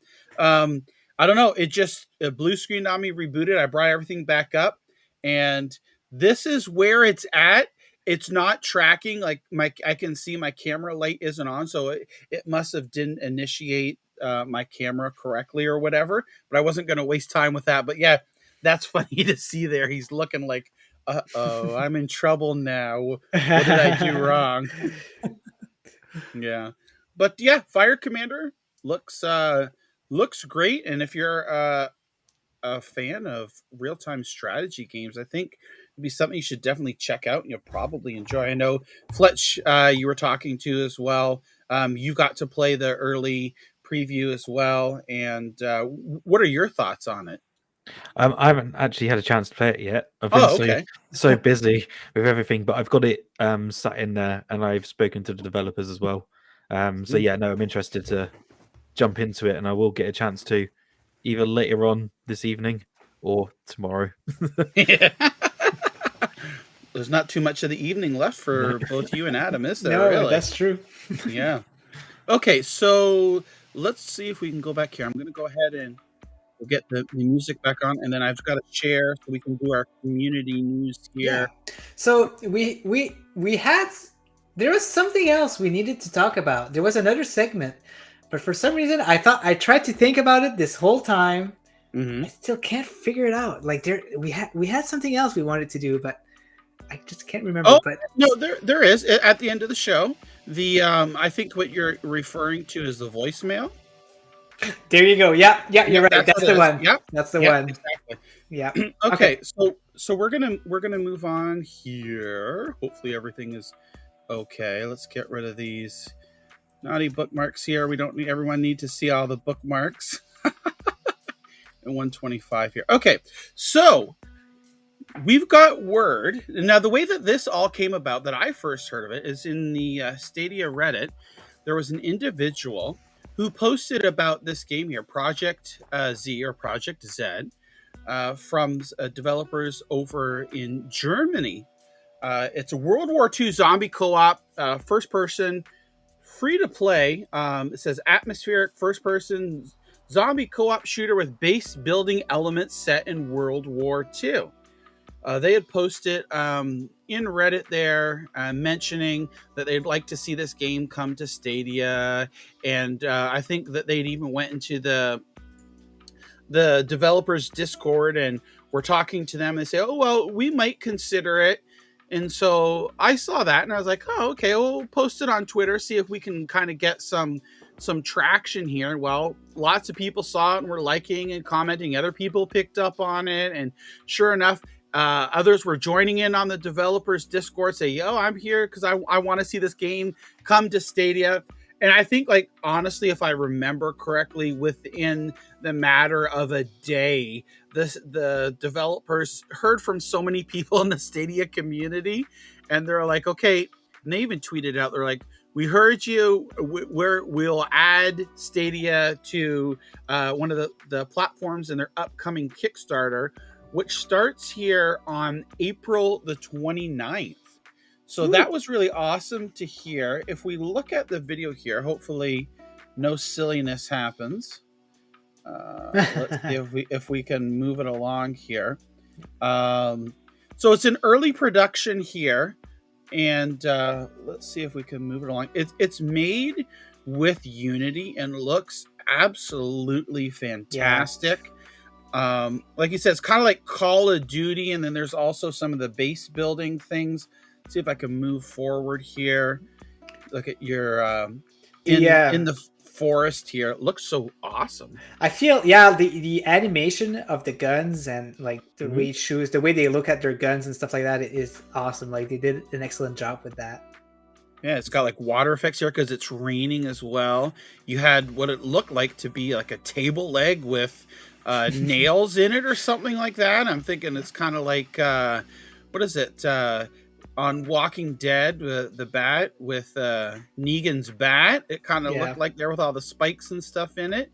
So this is great. Like, this is just another example of the Stadia community reaching out, showing support, and the developer taking notice of this, and just like, oh my gosh, like so many people before they didn't even have any idea of what Stadia was.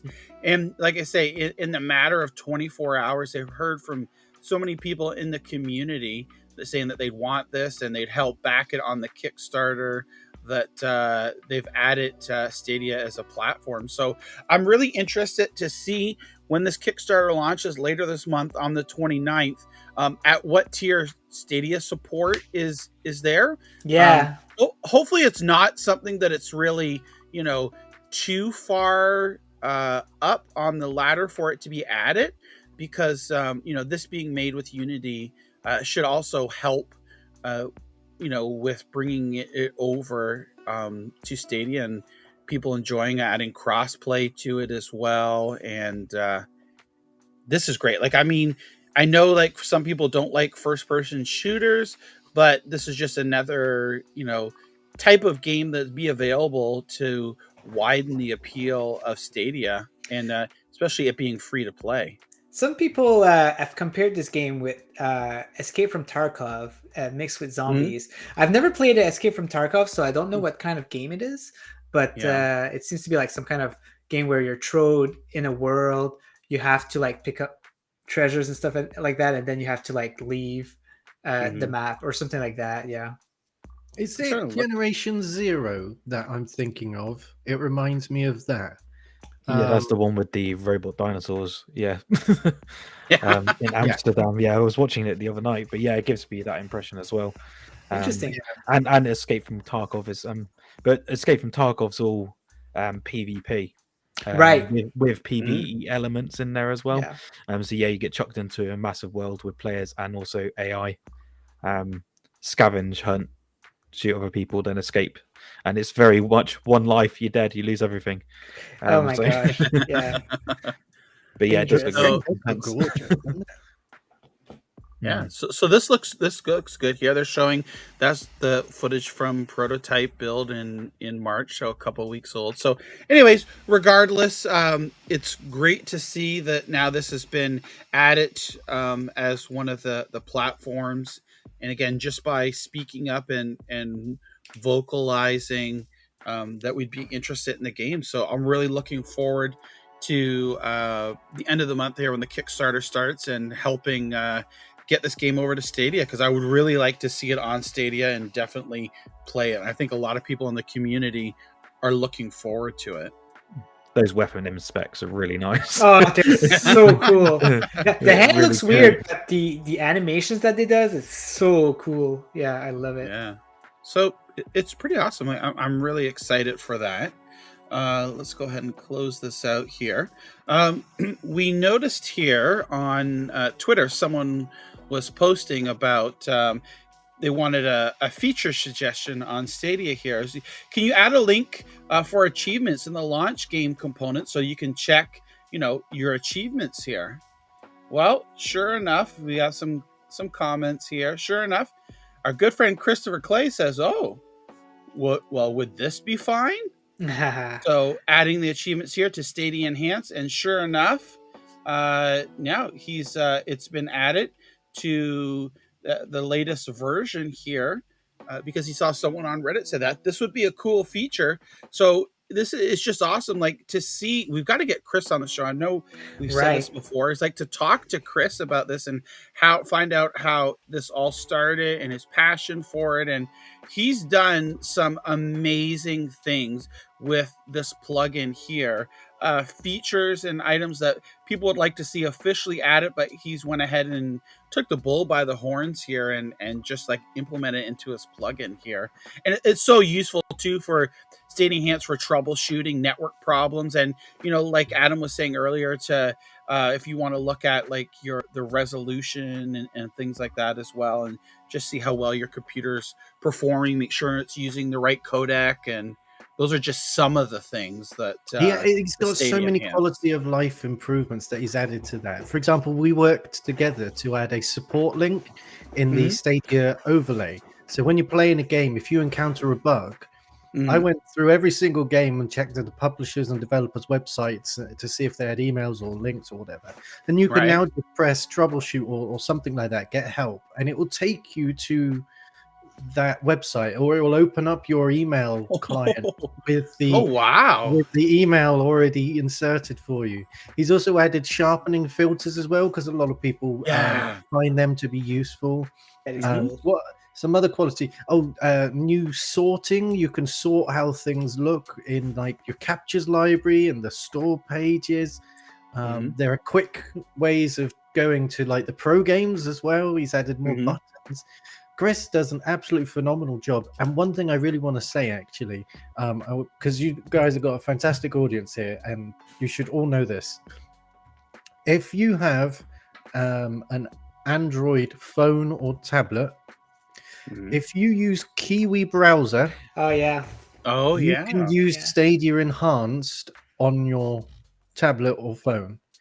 And Works it's great. Brilliant. It's absolutely fantastic being able to sort out Stadia, change the resolution and all that jazz. So like on my tablet, I've got a 1440p screen, so I'd much rather play at a higher resolution than what Stadia caps it at on an Android device. Wow, that's awesome. Yeah, hats off to Chris. Like he's taken that project and like totally blown up, adds so many awesome features to it that it's unbelievable. Stadia should hire Chris for their UI team. Oh my gosh, they really should. They really should. Yeah, exactly. I'm still hoping they bring achievements to the Chromecast or Google TV. Like, please, I just want to be able to check on my Google TV. Not just the top Yeah. 3, right? Like, Yeah. so annoying. Yeah. All right, so we're gonna move on. This actually last week, Two Bag actually sent this to me, but I missed out on it on the show here. So we had mentioned Wired Productions earlier, and they have a Martha is Dead contest. And of course, we know as soon as we heard that games from Wired Production were coming to Stadia, people start saying, "Oh well, what other games are coming?" And Wired Productions responded back, "Well, ultimately, we would like to bring them all to Stadia." And here we are. David Rodriguez Jr. was asking about this contest. They were like, well, I would if it was on Stadia. And Wired Productions responded, patience, you must learn. So there's some speculation there of them basically saying, well, all in due time, that, you'll be able to play on Stadia here. And you can see Stadia Adventure saying there is a hint here of the process being undertaken to avail us of it. So, take it with a grain of salt. They have made public that their intentions of bringing many more games to Stadia as well. Whether or not we'll see Martha is Dead here remains to be seen. Ha ha ha. And so it's a good indication that we'll probably see it here. So I just thought I'd mention that on there. Moving along. Scooterama has put out, I believe this is the latest version of it, his little Stadia cheat sheet. And I love this because this is so handy for people that have, they're like, well, what is Stadia or what is about it? Well, you can look at this infographic here and you can pretty much get everything from it here. You play on your own devices, direct access, online multiplayers included for free. You can buy and keep your games in your library, cloud storage. There's no catch, no ads, no queue, up to 1080p, 60 FPS. So all these different features that make Stadia great, and just a clear, concise way of showing everything all in one little infographic. And it's this goes back to what Adam was mentioning earlier about the Stadia putting out that 30 to 40 second month roundup. Is like, this is all about, like, in a short time, like, you can just look at this and get all your information. You don't have to dig across multiple different pages or reference different things. It's all right here. Nice, easy. You can spend, the 30 to 40 seconds or a minute or whatever you want to see to look at this, and it's all right there, and it explains everything there. So shout out to Scooterama for putting this together here. And I really do like this because it's just a great way to be able to look at something and get a good idea of what Stadia offers. Alrighty, so we're going to move on from Scooterama here. And now we have another Stadian had mentioned earlier on Twitter, say they were looking through the recent Stadia APK and found these two icons in a folder named Wishlist.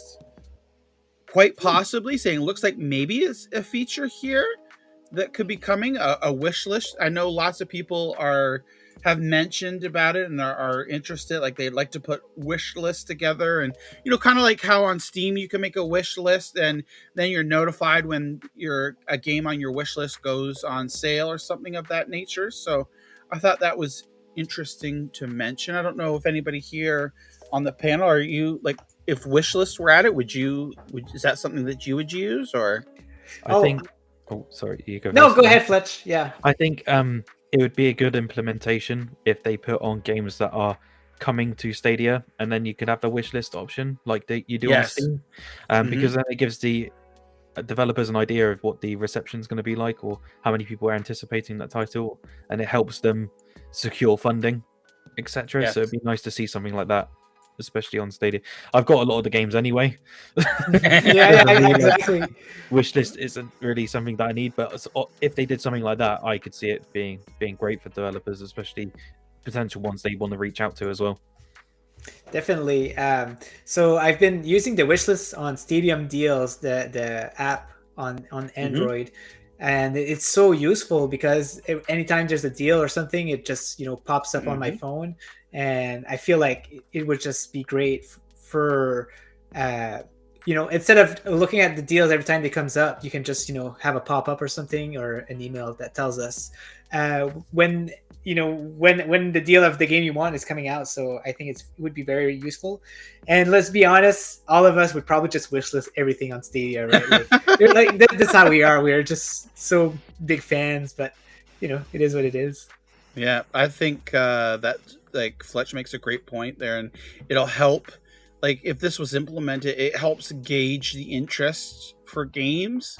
I know something else too that people have talked about is like being able to do like reviews for games, like giving it stars or things like that after you've played it as well. Oh my gosh! As long as you've purchased the game, I think that would be valid. It's like as long as you've purchased the game and you have like at least a couple hours into it, that you could put reviews or something like that. Yeah. But Adam, what about you? What do you think about wishlist? Would that be something that you would use or find useful? So first of all, I have some unfortunate news. Oh, actually, just a quick mic check. Can you hear me? Yeah, we can hear you. We can hear you. Yeah. Cool. So my software that handles my camera and my microphone decided to crash. So I had to spend a couple of minutes sorting it out. I still haven't sorted the camera out. Anyway, so to answer your question, first of all, I have some unfortunate news. These two images have been in the APKs since before I've started looking at them, and that must have been over a year ago. Wow. Okay. But it still means that they have been working on a wish list. They might not be. It might not be a priority at the minute. But yeah, I would definitely like to see a wish list. As for rating with stars, no, absolutely not. Great bombing, right? Absolutely not. I hate it. I hate it more than anything. Number-based review systems don't work. I know that Vivi would disagree with me, but it don't work. For example, the reason why I say they don't work, if I go on the Microsoft Flight Sim store, everything there has a star system. And you can only see like the total stars. You can see that 3,000 people have given it have rated it, and it has a 3.5 star rating. What does that tell me? That tells me absolutely nothing, because different people have different ways of playing that game. So someone might be, oh, it's not easy enough to fly. But someone else might be saying, oh, it's not complicated enough. It's not realistic enough. How am I going to tell the difference between those two different play styles based on I agree. how full a gauge is? Makes perfect sense. So even though it's a star, it's still a numbered-based review system. And they just tell you absolutely nothing. What's the difference between a 6 and a 7? Well, the difference between a 6 and a 7 for Fletch would be different to the difference for me, and different to NinjaGuy, and the difference to you. They literally mean nothing. They're completely arbitrary. So would you say something like Steam's review system of sort of like the thumbs up, thumbs down? You can see the time that they've actually spent in the game on their record, and then their detailed review would be a better solution, because then you can gauge then sort of how long they've played it and what their opinion is on it, instead of just going, because I find the issue is exactly the same as what you're saying with like a lot of Xbox reviews, and it goes the same for Metacritic as well with the user scores, that people just vote it down because they don't like it, because it can be they're abused. a fan of something else. You won't know. You won't know it's being abused as long as there's no actual text review there. As far as you're aware, everyone hates the game. It's not. It's not because the developer has said something inappropriate or whatever. Okay. The developer says something inappropriate, but that doesn't make the game bad. And I know Steam implements it like some developers actually implement it in the reviews, where they basically go, you've got to play X amount on record before you can even post a review. And I think what John was saying. Yeah, so I know there's only certain developers it happens for, but I think that counteracts the people who just review bomb it because they can. Yeah. But I think something like that would be great. Unless they they're can really already- passionate about it, right? And they go ahead and put stay the game on for like 4 hours in the background, and like I'm gonna review this. Wait till I show them, like. Well, as strange as we think it is, we laugh. I guarantee you, there's people out there like that would spend the money on the game just to crap on it and tell everybody how horrible it is, because they don't like it. So yeah, you make valid points there, Adam. Thank you. It's great having you on the show here. You're offering even more different views on things, and it's great. Thank you. I really appreciate you coming on today. No, thank you. Okie dokie. So we have more infographics here. This time it's by our good friend in lead here. We have that old saying that we don't know exactly how to say it. IGN, because PlayStation Plus, they did a restructuring this week. They announced a restructuring that's happening in June, and there's going to be multiple tiers. And IGN put together a list comparing the subscriptions, but of course, they only included PlayStation, Xbox, and Nintendo. They didn't include any of the cloud gaming services. So it's up to the community here. They put one together, and it is awesome to see here again. Lets you get the full view of what each of these tiers offers, and what's available to them in the price.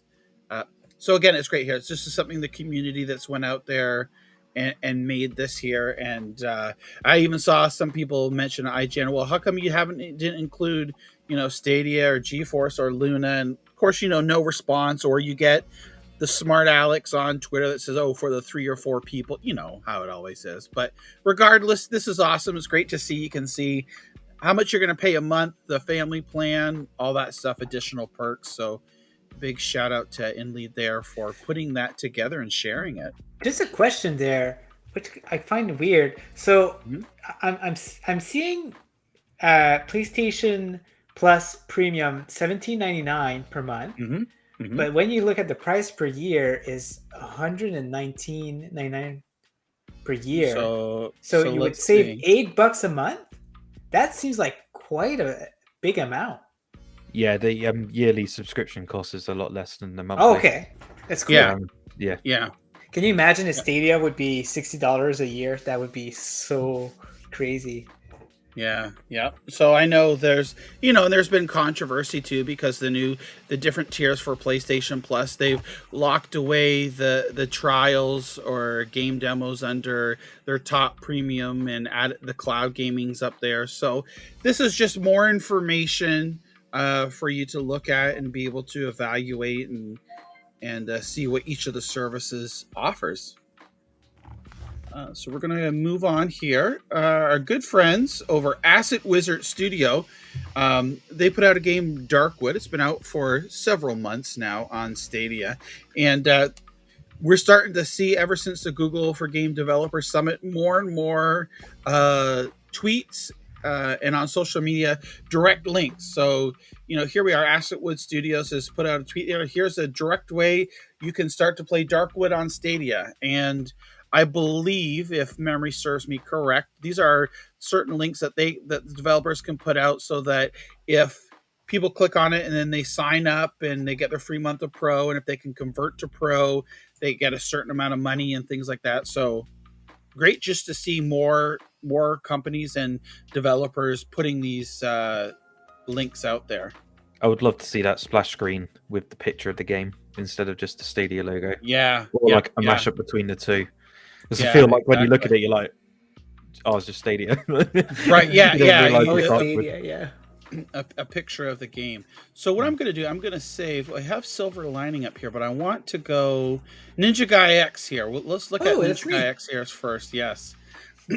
So our good friend NinjaGuy X, not to be confused with Ninja Burger X earlier, was playing Tom Clancy's Ghost Recon Breakpoint. And sure enough, maybe Ninja, you could just talk about this here. What was going on? So I just popped it up yesterday on my TV and I was playing. I was like, what's happening here? Like I was playing the game. There was like some Christmas lighting for some reason. And I was like, is that my TV? Like you never know, right? Like Stadia, usually when there's some issues, it's not from from Stadia. So I decided to take a capture, and funny enough, it is from the Stadia blade. So it looks like there was some glitch on the blade, and as you can see in the back, there's also like some black like it's not even the sky, it's just like black. The graphics are really not working well for some reason. I decided not to play it, just take that capture and just restart the game afterwards because I wanted to actually play. But yeah, that was very funny to see this happening. Like I would have never thought that that I'd see like a defect blade at some point. So it was very Christmassy. The same thing happened to me in Wreckfest. Really. Oh, no way. So I reckon there's with how many blades they've got, it's inevitable there's going to be the odd one. But as people have said, use the feedback tab. I did that. And there you go. Funnily enough, when you posted that clip on Twitter, I reached out to a friend of mine who's a bit of a technical expert, and I said, "What do you think this is?" Because I like to come up with ideas and use intuition and sound all clever until I'm told no. And then I go, "Oh well, it's just a suggestion." Anyway, so I asked him what he thought, and he said, from his experience, this looks like a broken GPU. However, visible issues like these are usually only visible on physical display outputs, and he highly doubts that Stadia blades have physical outputs. And other effects within the game are working. So he said it's a really interesting issue, and I'm not entirely sure. Interesting. Yeah, so that's really something that the engineers are probably going to have to investigate. Because I've seen this happen on Xbox. Our good friend Robert actually had a defect Xbox, and that's what like something similar was happening with his. Like it was just a GPU failure, and he was getting not exactly like the same type of graphic issues, but it was getting issues. So, but I didn't know it was part of the display. So yeah, that's very interesting. I wonder. Hopefully, they pull their hair out to figure out this issue. Like it's Christmas DLC for Breakpoint. That's what it is. Yeah, exactly. Yeah, I got a taste of the future DLCs. What did you think of Breakpoint, by the way? Oh, I love it, man! Like I finished episode 1. Yep. And now I'm just doing the side quests and playing. Yesterday I just wanted to play something that I've played a lot, that I was familiar with, and yeah, it's just really good. I have it on the highest difficulty, and the strategy of playing it, like the difficulty for the strategy is awesome. Like they really nailed that difficulty. Yeah, I completely agree. I do enjoy. I don't know that I want to torture myself and play on the hardest difficulty, but I have got 2 questions for you about how you play. Do you have gear leveling on or off? Gear leveling is on because that was the default feature at the time, and decided to keep it on. Yeah. Fair enough. Me too. Yeah, no, I actually quite enjoy the gear leveling more than very addicting because it makes you have to change your weapons. You have to adapt. Otherwise, you'll just end up getting left behind. And I forgot the other question.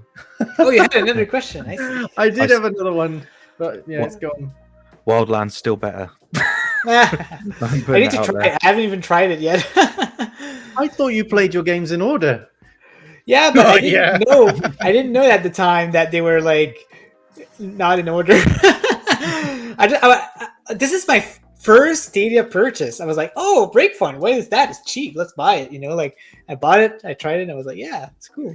So you know how you like to play your games in order. Well, yes. Just so you know, Ghost Recon's been going on since PlayStation 2, so you've got a lot of games to play. So I did try the first Rainbow Six game this year, actually, and I was like, oh, I wonder if I could try them in order.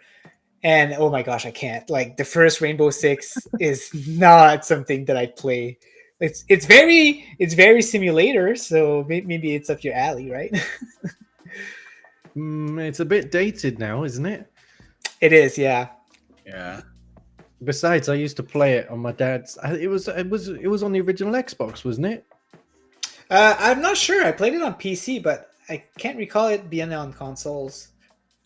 Yeah, Xbox and PC, and used to be first person only.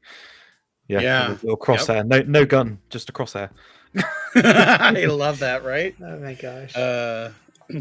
All right, so moving on here, we've got some more info here, news from Reddit here, and we say once I started making action blocks, I just couldn't stop. I love having the equivalent of a game shelf here. So here we are. I'm not 100% sure or familiar with action blocks. I don't know if anybody here on the panel is, but it looks quite interesting. It looks like on your phone here you can make these. I don't know if they're shortcuts or they're just pictures of the games or what have you. Yeah, there has to be believe some they're kind of linked. shortcuts. Yeah, I believe they URLs that you can, if you have the Stadia app, obviously, when you click on a Stadia URL, it will pop up on your phone saying, do you want to open this with Chrome or do you want to open this with the Stadia app? And you can default it to open on Stadia. So my guess is when they click that, it opens up the Stadia app and just starts the game. Oh, wow. It's very cool. I like that. Yeah, that is cool. And actually, I did see a couple of people on Twitter were posting their setups and whatnot. But yeah, let's take a look here. Yeah, like a Scooterama. Yeah, that's actually pretty cool here. Yeah, I'm gonna have to have a look, and yeah, I'll probably be using those if I can on my phone. I have a Samsung S21, but yeah, I'll look into it because I love to have these icons on my phone. Yeah. Cool. There's it's an official app by Google. Is it really? Yeah, it's called Action Blocks, and by Google. Oh my gosh, that's funny. Oh wow, that's interesting. So, well, you can see it's got 280 upvotes here and 71 comments. So, quite a bit of interaction on Reddit there. So we thought we'd mention that as well, and I'm sure we'll be seeing a lot more posts here in the future of people showing their setups and their games. Oh, John, whilst you've got Reddit there, have you noticed that there's been a new game announcement on Reddit? No. So you want me to go ahead and click here? Yeah. Just have a quick scroll down. I'm sure you'll see it. There's a lovely picture of the game artwork. It was announced earlier today. Here's some more. There it is. Oh, Lego Star Wars: The Skywalker set. Yes. Yeah, it's only a 42 gig file, and it's physical. Yes. Yeah, my dream has come true. Look at that. Someone made it. That actually looks pretty cool. Stadia Pro 4K. Oh, they still got the smart delivery on there from the Xbox. They never removed that. So, but that's cool. Yeah, I know. People are really looking forward to that game. I put out on Best Buy, put an announcement article up, just letting people know about the game coming out next week. And I had several people reply to the tweet, and they're like, "Oh, I would love for this to come to Stadia." I would love for any of the Lego games to come to Stadia because they're all fun. Like they're full of humor and all that great stuff. So you never ever know. Just to clarify for anyone who isn't aware in the audience, this was an April Fool's joke from someone in the community. Yeah. Yep, look at that there. So, not gonna lie, sad face right there. First sad face. Yeah. I have to watch because sometimes people use foul language there. But anyways, that was fun. It's great to see people just joking around a little bit. Yep. Not gonna lie, if they had a physical case like that, I'd buy it. Oh man, for you sure. know it. Yeah, any day. Put a code in there. Awesome. All for it. Yep. Okay, so we are going to move on to this little thing, silver lining here. I don't know. There's these two English blokes here that run this show called Silver Lining, Original Penguin and Vivi, and they put out a challenge here. And I don't know, Adam, maybe if you want to just briefly let our audience know what the challenge that you issued, or what even this Penguin versus Mage, or explain the whole situation here. Okay, while I get the video set up. Yeah, no, that's absolutely fine. So, Vivi and myself decided to create our own podcasty thing. We'll call it a podcast, but it's not really on any of the podcast apps or anything like that. But anyway, so we've got this podcast thing, and to make it just a little bit different and a little bit fun for us, so we didn't want to just go on and talk. Not that there's anything wrong with that, but we wanted to do something a bit different, a way to have fun on the show. So Vivi came up with the idea of we set challenges, Taskmaster-esque. So that's how that came about. And every episode, which airs bi-weekly if you're in if you're across the pond, if Or you're on Fortnite for the cool people, right? it's a fortnight, yeah. So yeah, every fortnight we issue each other a challenge, and this hasn't been set in stone yet, but it seems like every 5th episode we're going to unite and challenge someone else, and you are our first someone else. Yeah, so Vivi challenged you, and I'm really glad that he decided to do this challenge with you two, because otherwise it would have been against me. So he challenged us all to create the most accurate representation of the other's show. So Vivi and myself had to create a Stadium Connect North, and you two had to create a Silver Lining. And yeah, I think it went really well. Okay, so we're gonna play. There was let me bring this on here. So we're gonna bring up here the video. So this is Adam and Vivi here, their interpretation of Stadium Connect North. I'm gonna turn off our background music, and I've got the audio shared out, so hopefully everyone can hear it here. And let's go on here. Hello, I am John Scareganning, bringing you a special visit from an industry legend, Bobby Bailey. Mr. Bailey here to play Stadia at any powerhouse. You're welcome to play with him or not. He's a master at this kind I'm of gonna stuff. cry again. Remember this place. It was the name of a year-old Irish guy that came here to play this game. Good luck, guys. You make me laugh. I bet you make my men laugh, our community manager and his wife. And I'm Plop. It's a pleasure doing business with a man of your stature. We hear this voice on the background talking about the Stadia. In the engineering of the Stadia, we spoke to an industry of engineers, scientists, naval officers, skilled craftsmen, and architects. Ella Bob, how are you? Who do I have to kill? They want to take my insurance. Can you look into that? I'm not asking you to do a murder. This is the news. Wow, that was a fantastic question. I'm not sure I can answer it.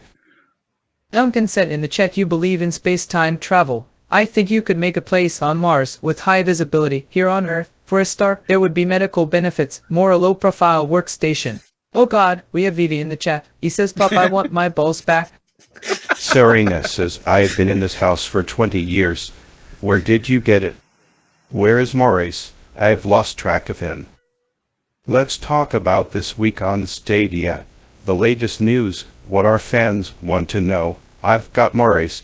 What do you want to know? I won't take up too much of your time, but over the next few hours there will come a time when you are asking yourself the single most important question in the history of mankind. Why are podcasts popular? We have some exciting news for you. We hear that famous arcade chain, Super Dublet, is about to be purchased by fellow video game distributor Hasbro. And in Stadia news, we see that developer in Thunder Corp has shut down the development of a major mobile game. There is also rumors of a potential outright Ubisoft merger and an update on the future of Stadia. Well, that's some exciting news. I think that I have found my sort of nirvana. When did we find out about it? On the merger, I believe it has been officially declared a success. So what would you like to say, gamers? Ubisoft has always been a simple game company, but it just doesn't have that kind of tradition anymore. I thought that maybe I could reintroduce them to the community by creating a Game of the Month club for all the little things we can all do to boost the visibility and appeal of their game. So that was the cloud gaming news. What time is it? Time to end the show and move on with our lives. Why, everyone, and thanks for watching. Thank you for the laughs. And thanks for the laughs. And thanks for the laughs. And thanks for the laughs. Oh my gosh, It's so good. I love that. So Adam, can you tell, like, for people watching too, like, how that was created? Like, because there's a story behind that as well. Yeah, so Vivi very much leaves his challenges to the last minute.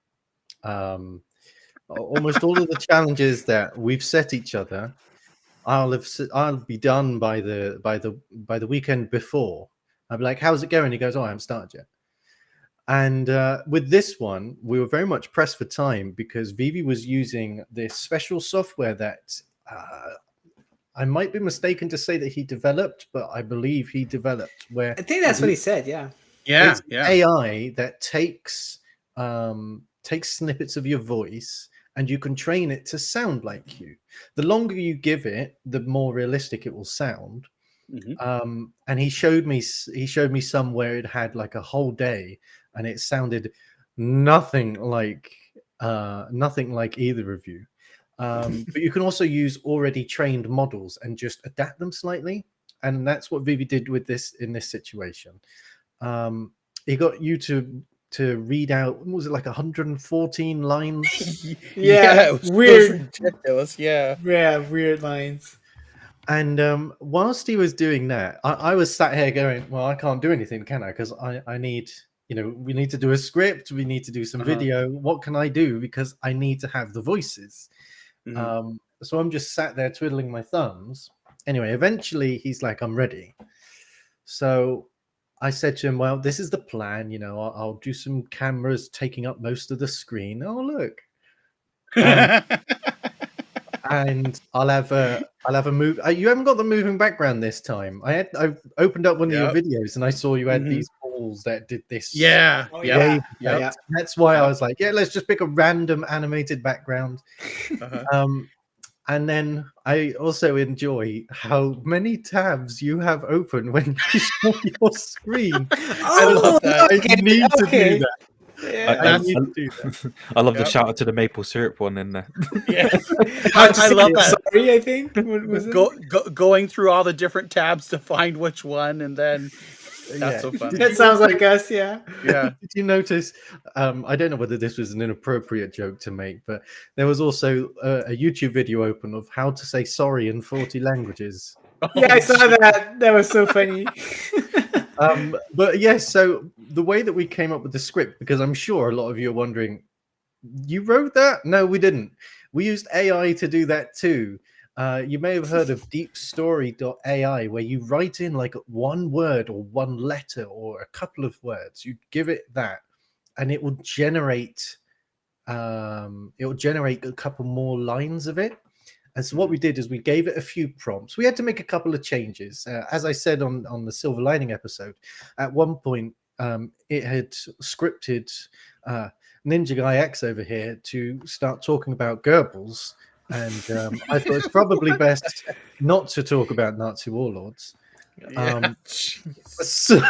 Yeah, I don't talk about that publicly. I just, I talk about that outside of the stream. So, but yeah, no. So pretty much everything that was done there was done by AI, apart from the video work, which was just me faffing about with OBS and having a bit of fun, taking the mick out of you guys. Oh my gosh, it was so fun. Well, I'm gonna play our video here, and then we can talk about that after here. So let's go on here. We've got that. All right, here we go. Hello and welcome to another week of Silver Lining. Grab a spot of tea and get ready for yet another bloody good show. For those that may not recognize my voice, it's me, Vivi. I have replaced my real voice with a cyber augment because, well, it's cool. It is now the year 2026 and we are still going strong. As a matter of fact, we are now the #2 Stadia show out there, right behind our Canuck friends Plop and 4 Scars Gaming and their absolutely fabulous show Stadium Connect North. That reminds me, I've got my trusty co-host alongside me, the brilliant original Penguin. Also known as Adam. How are you doing today, mate? Hello, old chap. Everything is tickety-boo. Thank you for asking. That's jolly good to hear. Adam, I can't help but notice that you seem to sound very different today. Well, actually, I've caught this weird French-Canadian imitating UK accent virus, and now I seem to be talking like this. I'm fine and ready to start the show. Blimey. Adam, I'm not sure if you noticed, but I'm wearing a new crown. From now on, I'd like you to refer to me as the Flame Broiled King of England. I think that's a bit naff, and the queen might be cheesed off about that. Well, she can go suck an egg for all that I care. Right on, let's start with my favorite part of the show, which just happens to be Penguin versus Mage. Now I know what you might be thinking, old chap. Oh no, not that old chestnut again. But after 4 years, I'm still undefeated. Yeah, you cheeky little bugger. Now put it in a sock. I'll get you one day. So 2 weeks ago, I challenged you to make the most realistic painting of that Bev NinjaGuy X. After a significant amount of work and sleepless night, here is the end result. Now, as you can see, I've put a lot of detail, especially in his very tidy 5 o'clock shadow. His beautiful eyes really pops out of this painting. His hair is the part where I had to put the most time since he put so much work in his beautiful hairstyle. Alright, it's now your turn, Vivi. I know that I have this one in the bag, hehe. Smashing. After a significant amount of effort on my dinner break, here is the end result. Vivi, Yes, is there a problem, old chap? did you understand what the challenge was? Let me remind you that everyone who's listening that this was a challenge to paint the utmost most realistic image of NinjaGuy X. I'm gutted. Love that picture. Of course, yes. Don't get your knickers in a wad. This is what I did. Are you saying I cocked up the challenge? It's a very beautiful work of art, n'est-ce pas? Anyway, why don't we show the audience the voting results? Certainly, my good friend. Here it is. You what, mate? Once again, for the 104th time, I, the flame-broiled King of England, am the champion of Penguin versus Mage. Hooray! How is this even possible? Well, Adam, as you can see, people seem to know what a splendid piece of art looks like. They obviously have good taste. Oh, sod off! Anyway, let's stop flogging the dead horse and call it a day. Cheerio, everyone!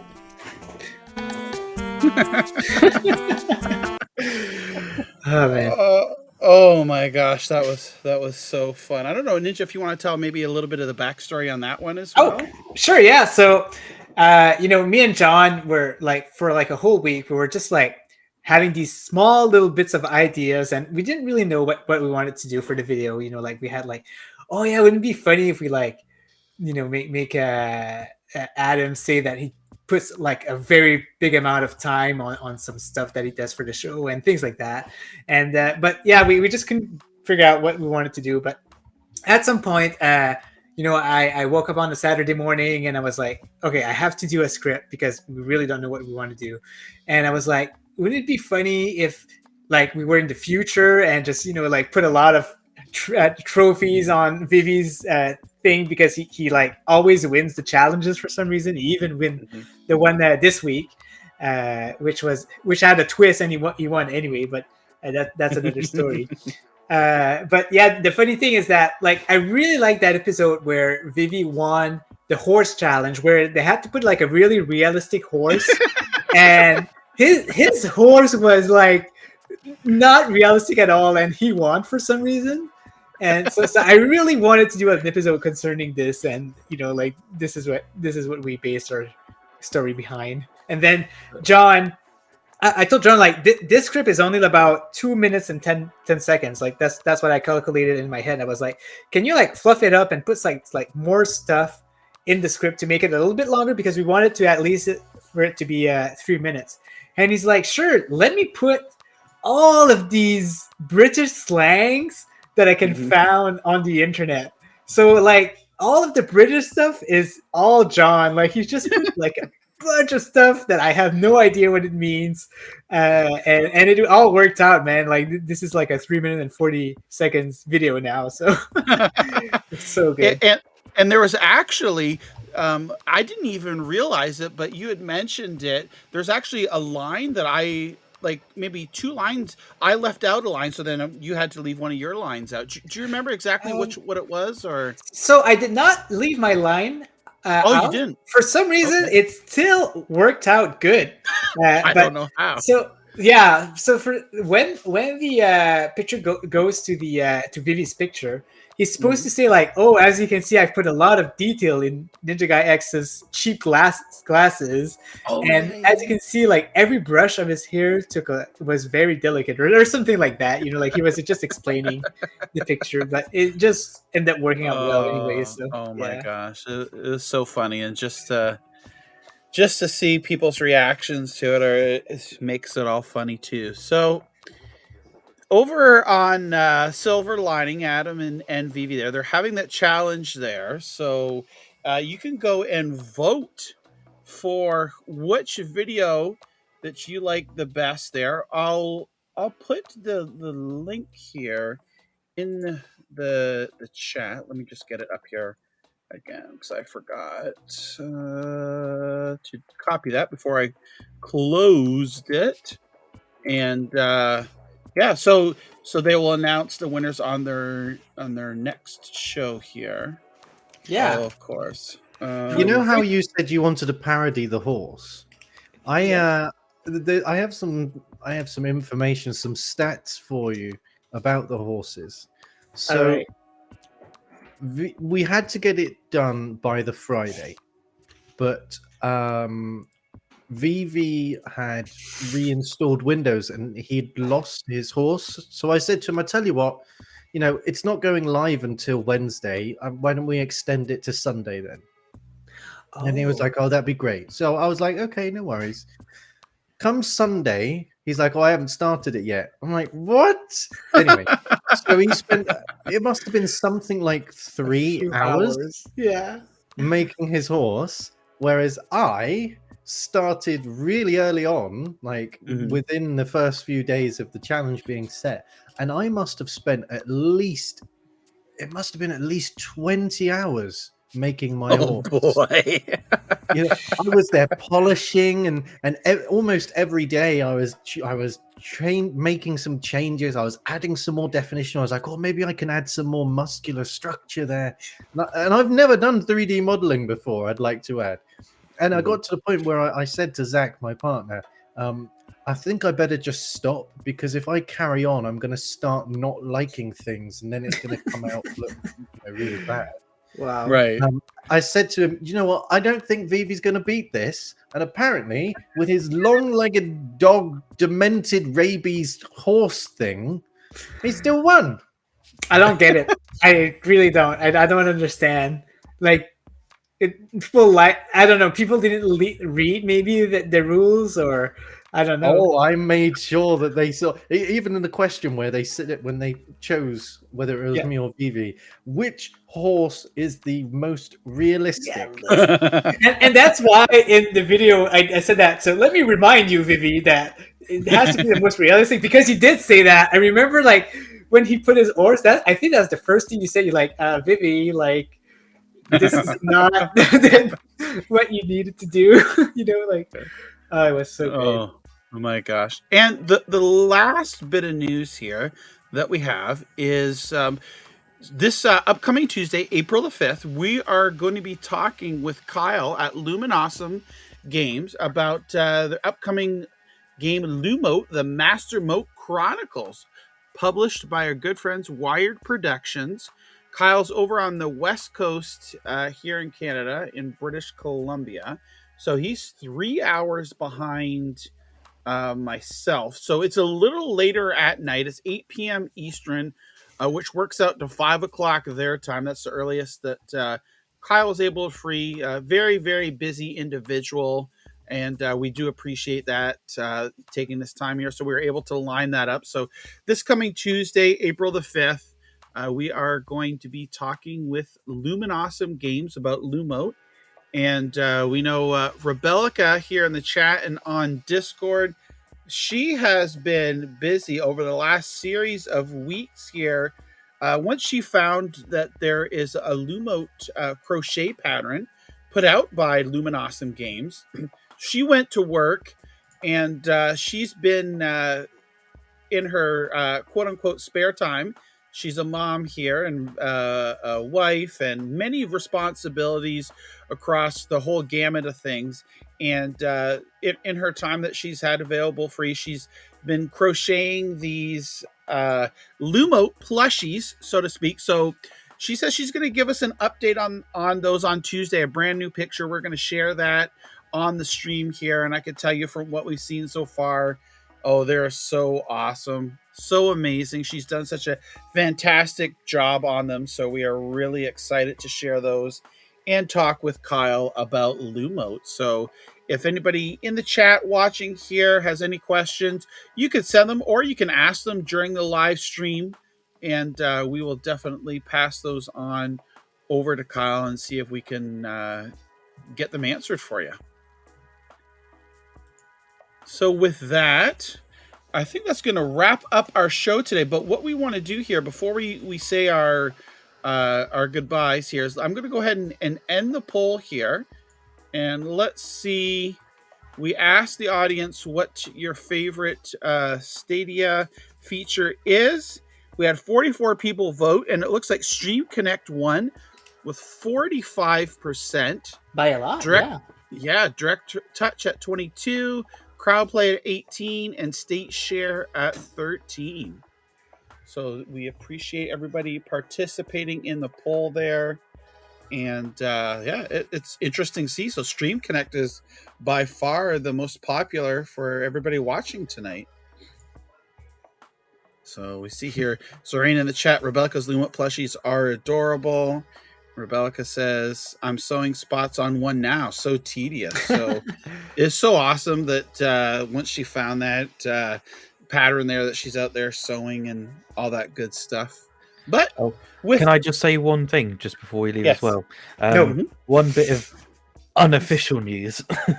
After speaking to Whitethorn Games, people behind Coleco and Lake, they did mention that these will be the first games coming to Stadia, but there were hints of more. So nice. Ooh, that's great. Have the rumor mill going, but that's I like that. talking to the developers. So expect fantastic. More. That's the plus side. Yeah. Awesome. We can't wait for that. So we're going to wrap up here. We want to give a big thank you to our guest on the show here, Adam, the original Penguin. We appreciate Adam. Now, you've experienced it firsthand. We've been live here, 2 hours and 40 minutes. I don't know how you guys do it in just an hour and a half. We try not to extend it, but thank you so much, because I know it's extremely late for both you and Fletch over in the UK. You're what? Are you 12 after midnight? Yeah, a little bit past. It's okay. Midnight. Tomorrow's Saturday. I don't know. I haven't got anything to do. Let's go. Okay. It's okay. I'll still be up editing until like 2 or 3, so it's all good. But so we learned a lot from Adam. Got some great input, different perspectives. Thank you. I mean, you're always welcome back on the show. We had Vivian as well. Definitely either one, both are more than welcome to come back on the show at any time. You don't even need to ask. You can just show up, and we'll be happy to see either or both of you here. Well, no, that's very gracious of you. Thank you very much. It's been an absolute pleasure being on. I haven't actually been on anyone else's show apart from my own for quite a while, so it's been good fun not having to deal with all the elements on the screen, having to put the show notes together and the tabs. Got all the, all the tabs. Well, I only go one tab at a time. I've got I do share tab instead of a smart one. Desktop. Big no sharing desktops. But anyway, it's been absolutely wonderful. So thank you very much for having me on. Cool. I'd love to do it again. Absolutely. Yeah, definitely. So do you have anything planned for this weekend? I mean, either streams or just personally that you want to tell us about, or? I plan tomorrow maybe to stream. I haven't quite decided yet. Really, I'm just holding out for golf with your friends. It's hard to motivate myself to stream another game because I'm not really playing anything stream worthy at the minute. No one's going to Mhm. want to watch me play Watch Dogs. It's such an old game. Mhm. And all I'm doing is running around doing the side missions. But yeah, I'm just holding out for that golf with your friends. But other than that, personally, I think I'm having lasagna for dinner tomorrow, and Awesome. I like might have lasagna. bacon butty in the morning, And making sweet, sweet love. No. Yeah. I know, Look right? at Adam's face. Look at Adam's. Yeah. But we need a soundbite of the AI making you say "Voulez-vous coucher avec Oh moi?" yeah. I don't have it with me, but I can Oh. share it. But Yeah. yeah, no, Oh. so nothing's really going on. I That's guess. Oh no! I tell you what. One thing I am doing tomorrow is I should be doing a few pixel counts tomorrow. Oh, okay. Great. I'm trying to Great. catch up on my database. I have I have neglected it a little bit over the past couple of weeks. Well, and be sure anybody watching here or listening, check out the in the description. You can get the link to Adam, the original Penguin. His site there will give you all the different links on way you can connect with Adam on social media. And a shout out to Fletch as well. Thank you so much, sir, for another week of helping co-host the show. We really do appreciate it. We know you had to dip out a couple of times with you got a little one to contend with, but all good. Good old kid, please. Yeah, and so what are you up to, Fletch, this weekend? I got anything interesting? Honestly, like apart from spending time with the family, a lot of editing. I don't know if I'll have time to play any games. I've got some big videos coming up. I got like 7 reviews in the works, and then I'm also launching a second channel as well. So I've got a lot on my plate at the moment, and at the same time, I think I've got COVID, so it's blessed. Oh man, boy. sorry to hear. Jeez, yeah. Gosh. Hence And why you then, might see my coughing fits. oh gosh. All right. What about you, Ninja? Do you have anything coming up on this weekend? Or I know you made some changes to your YouTube channel as Yeah. well. Yeah, nothing planned crazy. I'm gonna game. Weird West came out yesterday, and I'm gonna play that. It's so fun, man. Like, I'll be playing that throughout the weekend. That's about it. Yeah, Yep. yeah. Sounds good. And I myself are just gonna try and relax a little bit. I've got to catch up on some articles for Best Buy and play a little bit. I don't even know if I'm supposed to say it Lego here, so we can't say any more. But other than that, we're gonna have a fantastic weekend. And a big shout out to everybody in the chat. Thank you so much. We really do appreciate all your love and support. And don't forget to join us, or maybe if you can't, we understand it's a little late, on Tuesday. You can always watch the video on demand for our Lumo developer interview. Again, if you have any questions, if you can't make it out and you have any questions you'd like us to ask, just let us know. Hit us up on Discord or Twitter, and we'll get those in. We've got a sizable amount of questions to ask them here, and we can throw those in. We always love for the chat to be able to interact with everybody. So I think with that said, we're going to say thanks for the laughs. It was a fantastic time. And thanks for the laughs, and thanks for the laughs. And thanks for the laugh. Yeah. And thanks for the laughs. All right. Take care, everybody. Chip, chip, cheerio. Have a splendid weekend. Cheerio. Go suck an egg. All right. Bye-bye. Bye.